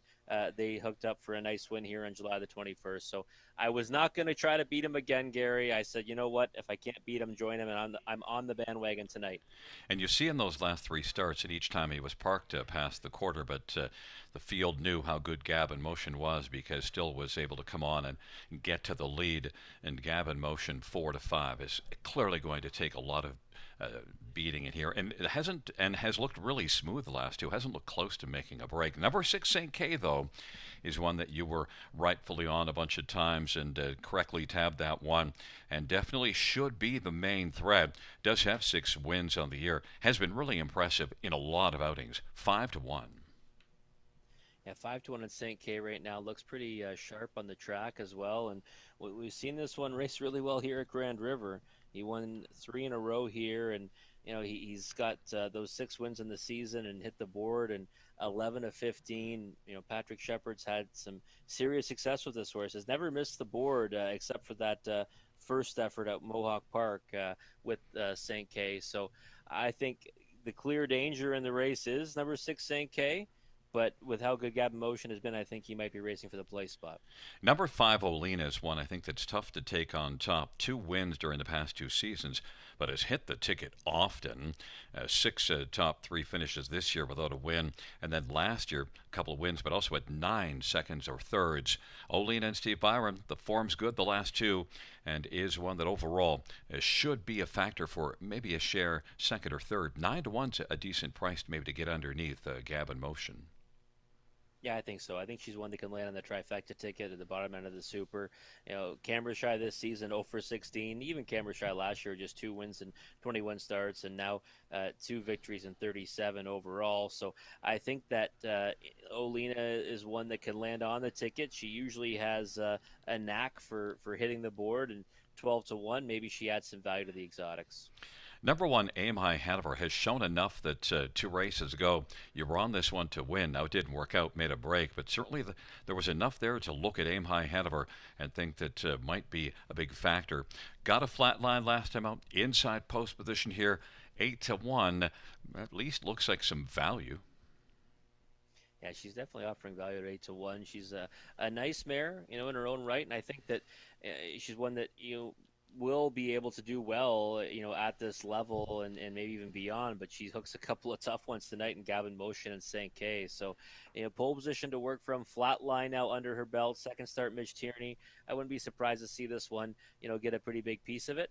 and we've seen her race well here in the past. And there's a look at number 2, Black 7, who sometimes can be sneaky good. 15 to 1 is a long play, but yet Black 7 sometimes comes up and outraces the odds. You saw this one finishing a third at Georgian Downs from off the pace 2 races ago, and then also a good start to 3 races ago at Georgian Downs as well. Black 7 has an inside post, might be able to be a trip horse at a long price, 16 to 1 right now. Yeah, Black Seven is one, post two, and should enjoy getting back to Grand River, and had some success here earlier in the summer, and picked up a couple of nice pieces. One in behind Aim High Hanover, the other in behind St. K, and only lost by 3/4 of a length of that rival. So, Black Seven, I think you've got something here. Gary might be able to hit the board right now, 20 to 1, worth using at the bottom end of the Super in the try. Well, the prices are up really, considering you have 1 to 5 on Gab in Motion. And the other thing to note, number 4, Sebastian Ray, while we're just a slight delay to start this race. Sebastian Ray closed really well last time out, at least to get onto the ticket. That's a race the Gab in Motion won, but Sebastian Ray was the one that finished 4th and didn't leave at all, but at least was finishing well. Yeah, it took a lot of early money too. Opened off as the favorite early on. Now that can change in a hurry here at Grand River, but 20 to 1 at the board now. Wow, that's the polar opposite of what he opened at. And again, might be able to get a piece of it, but Gab in Motion, if he behaves himself, should be much the best in it. Well, it is all Gab in Motion on the tote board to the tune of 1 to 5. St. K is the only one under 10 to 1 on the board after Gab in Motion at 4 to 1. So clearly the second play on the board. Taking up positions, Aim High Hanover, Black 7 to the inside, Gab in Motion, Sebastian Ray in the center. To the outside, Olena and St. K.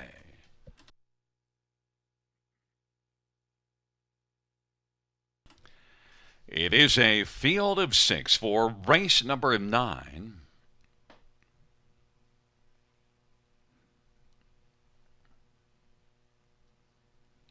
Field for race number 9, the trotters gathering speed, approaching the starts. There at the start of the rough, and it is Gab in Motion. Sebastian Ray is going to leave, and Aim High Hanover down to the inside. Then it is Black 7, Olena, and St. K is relaxed away, trailing the field. Gab in Motion makes a break in stride. Sebastian Ray now has come on and inherited the lead. Aim High Hanover is racing second. Black 7 is third. Olena is racing fourth, and then St. K is fifth as they race their way on to the opening quarter. And right now it is the lead belonging to Sebastian Ray at 12 to 1. Aim High Hanover is second, and then Black 7 is racing third. Olena to the outside fourth, and then it is St. K who's racing fifth as they work their way off the turn heading towards the half. Sebastian Ray at 12 to 1's got the lead. Aim High Hanover is racing second, then working up on the outside now. There is Olena and Steve Byron coming first over, and then Black 7, and to the outside St. K.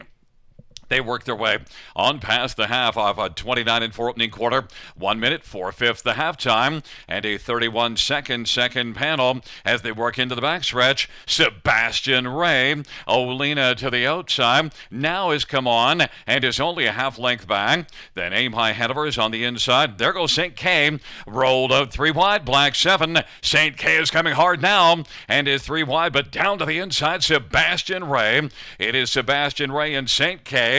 And then it is Olena third. Might have flattened out just a little bit, and Aim High Hanover is right on the inside. Sebastian Ray still has a slim lead, and off stride goes Olena. And Black 7 is now going to be racing for the turn from off 3/4, 130 and 2. Sebastian Ray and Jason Ryan as they come on down the stretch drive. Sebastian Ray on the inside, Aim High Hanover. Sebastian Ray's going to win it. Aim High Hanover was second.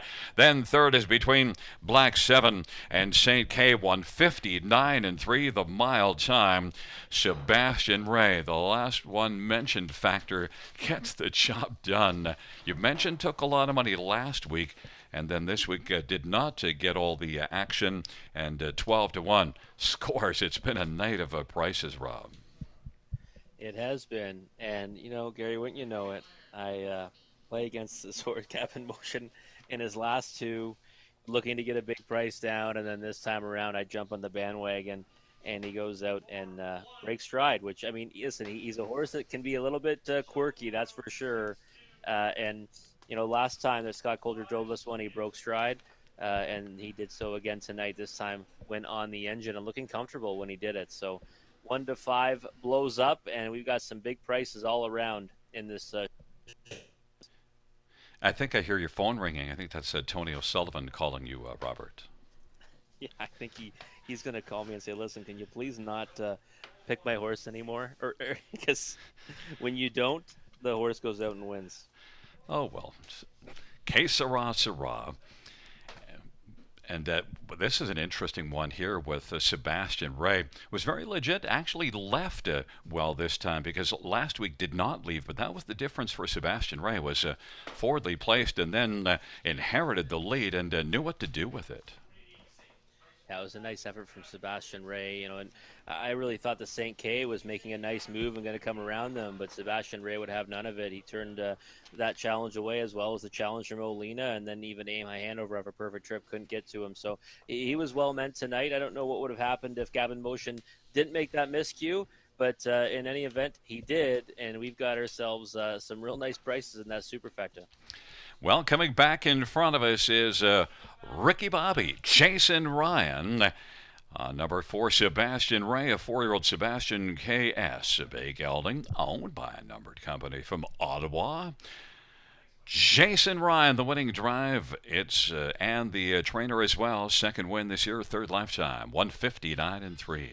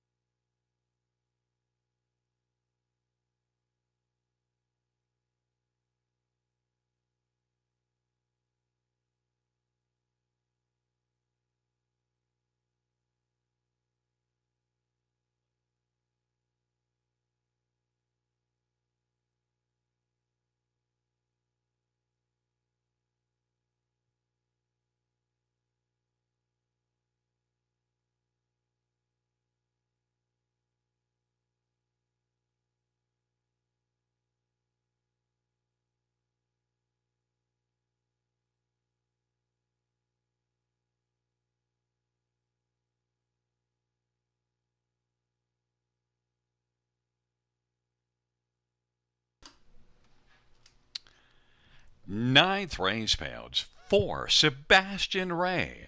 $27.16.90 and $10.80. 1 Aim High Hanover 1140 and 730 and 6 St. K 690.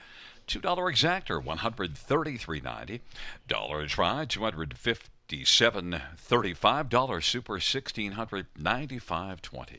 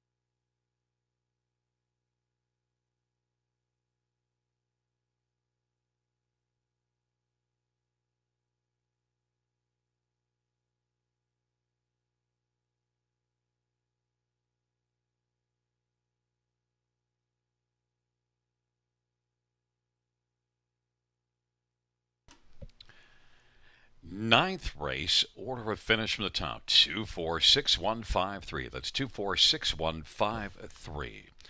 10th race next, post time is in 8 minutes.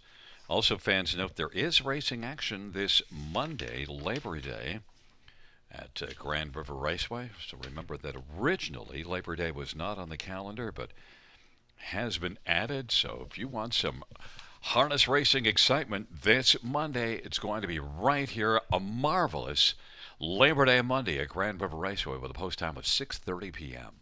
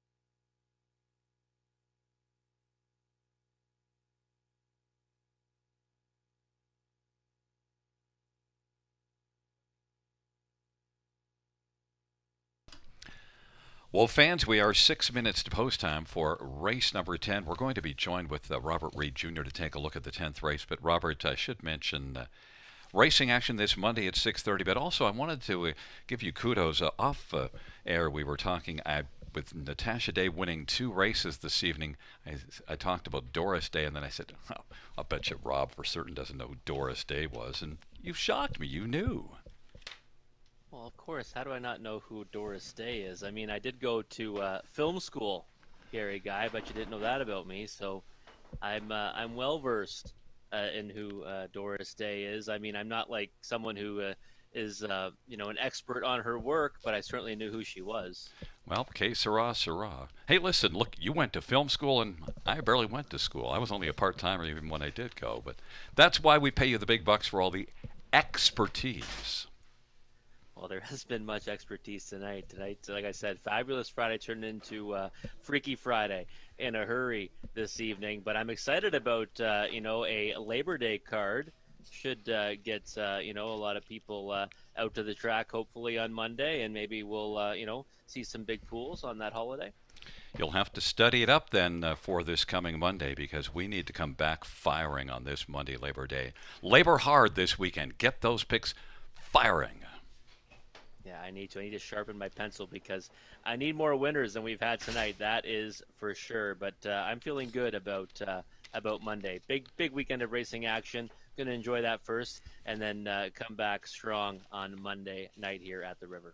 Well, give us your winner here in the 10th race. Where are you heading?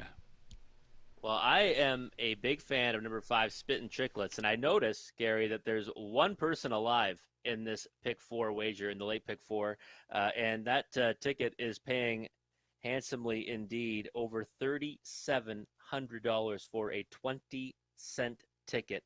So I know that someone else out there is a big fan of number 5, Spittin' Chicklets, here in the nightcap. This race is on the pace. Filly Mares Claimers. The price is $15,000. This is for non-winners of $40,000 lifetime. And of course, my favorite wager here at Grand River, the Super High Five, or Pentafecta, as Gary likes to call it. Your last chance to play that tonight. And we saw what the last one paid. There was a carryover in that one, but they usually pay well. So make sure you start mapping out some winning tickets. listen, Spittin' Chicklets is one that now gets tagged for the first time in her career, has been racing against much tougher. And, post five, maybe not the most ideal spot for her to be, but she possesses speed off the gate.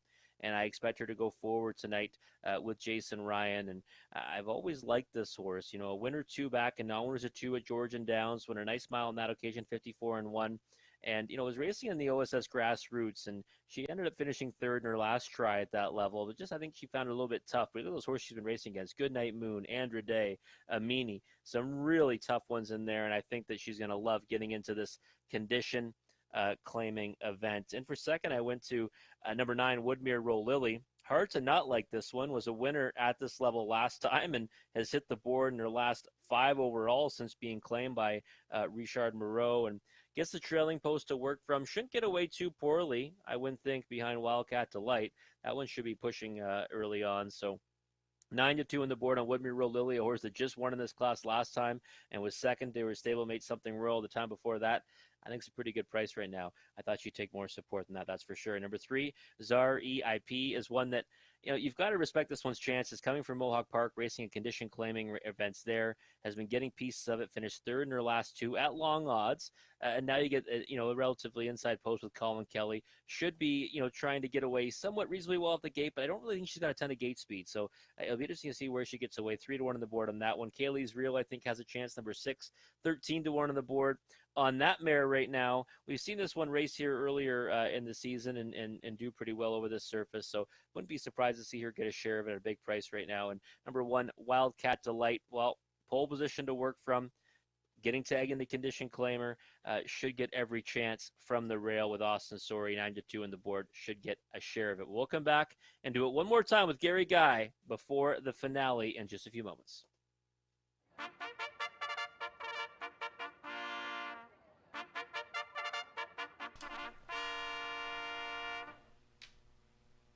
Field for the 10th, 1 Wildcat Delight, Austin Sorey for Tyler Nostad and Blue Shoe Investments.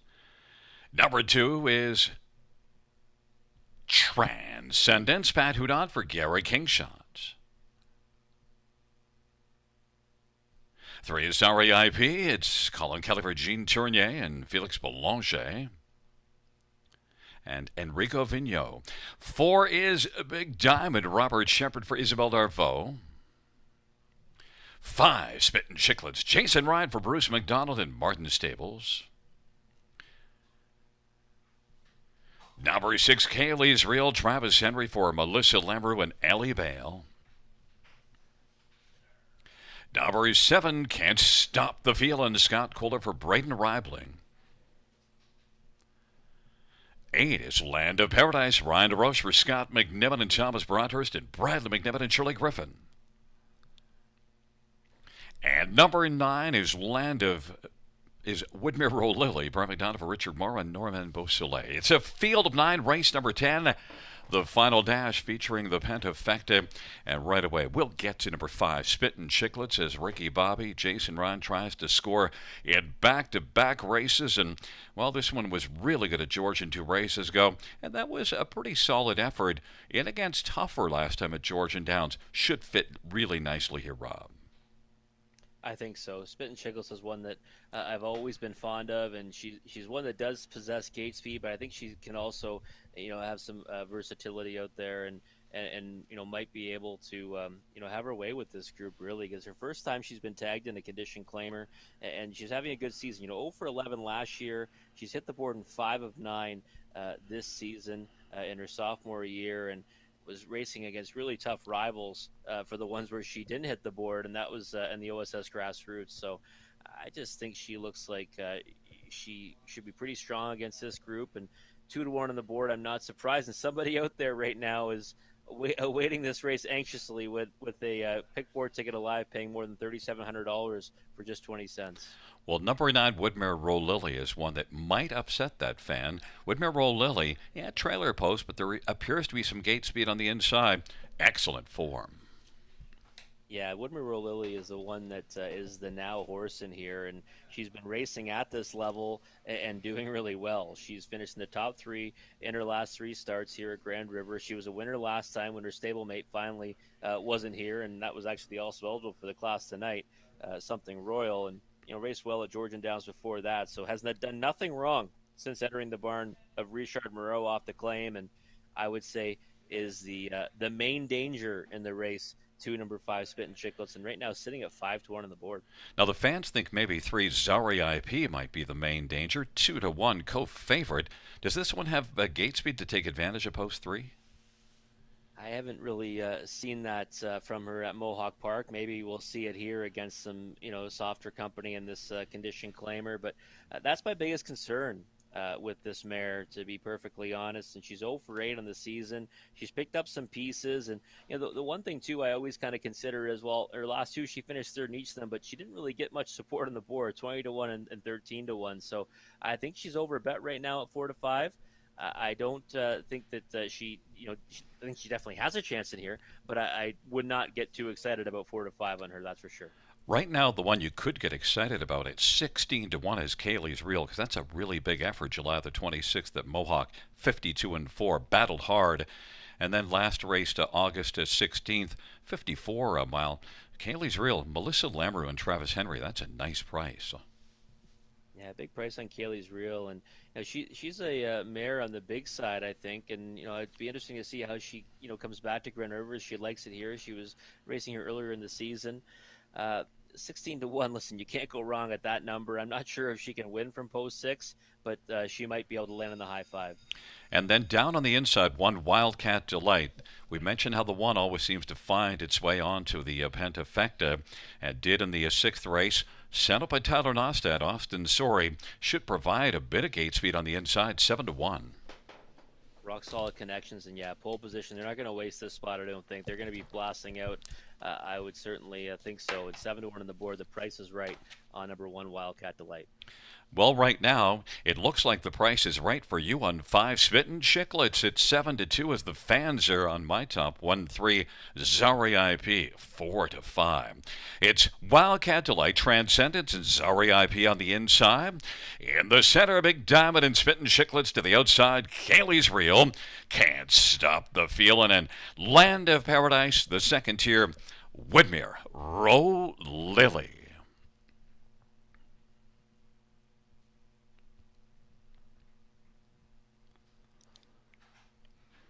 It's a full field for the 10th and final dash on this Friday evening at the river. Here they come.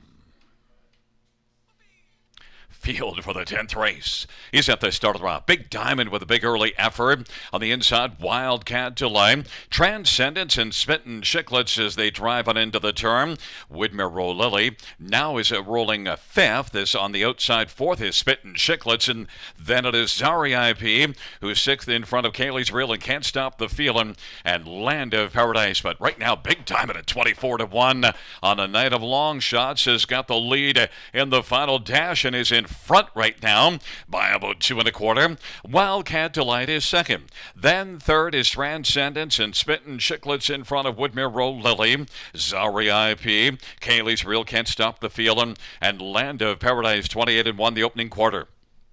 Big Diamond has got the lead for Robert Shepard. Leads the final dash at 24-1.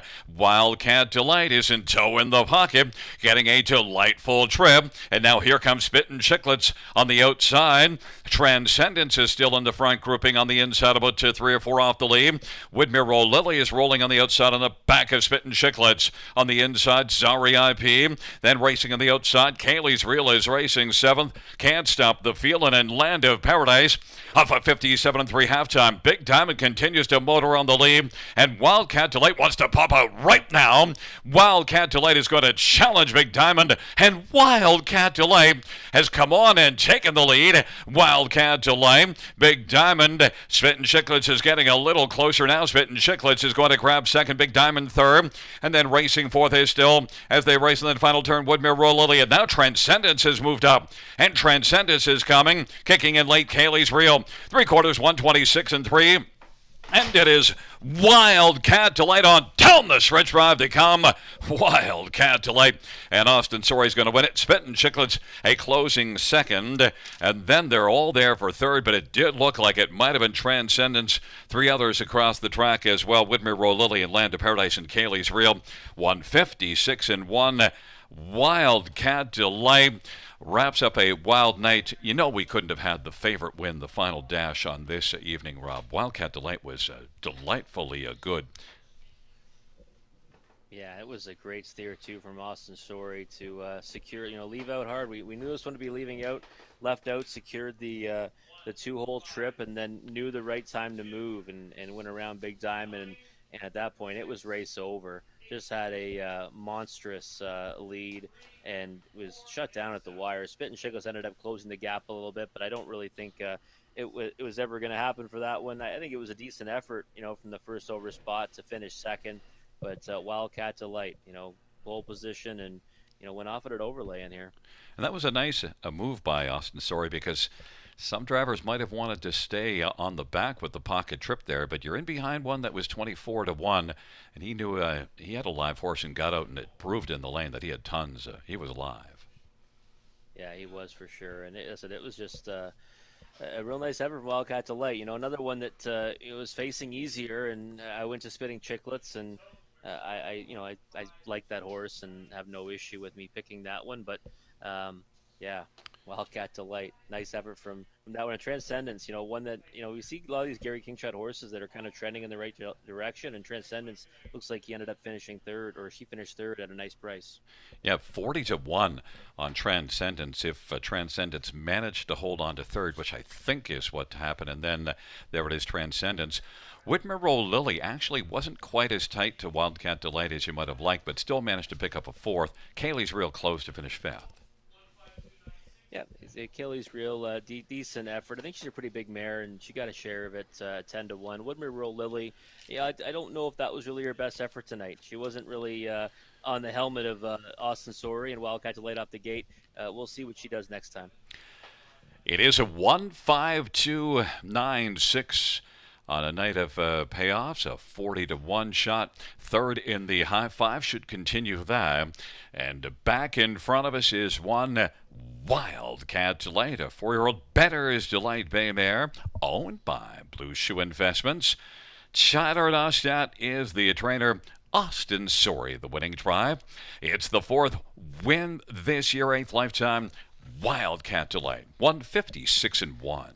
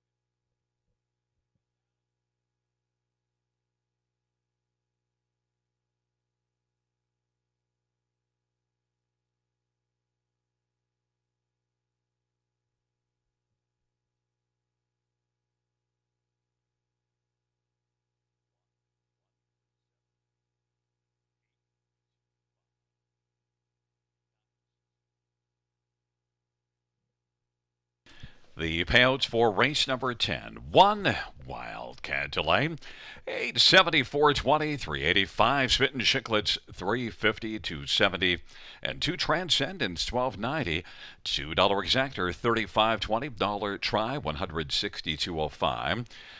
The dollar pick 4 pays on 3 of 4, 340.60. The dollar high five, 2,493.40. And the double, 4 and 1, 172.70.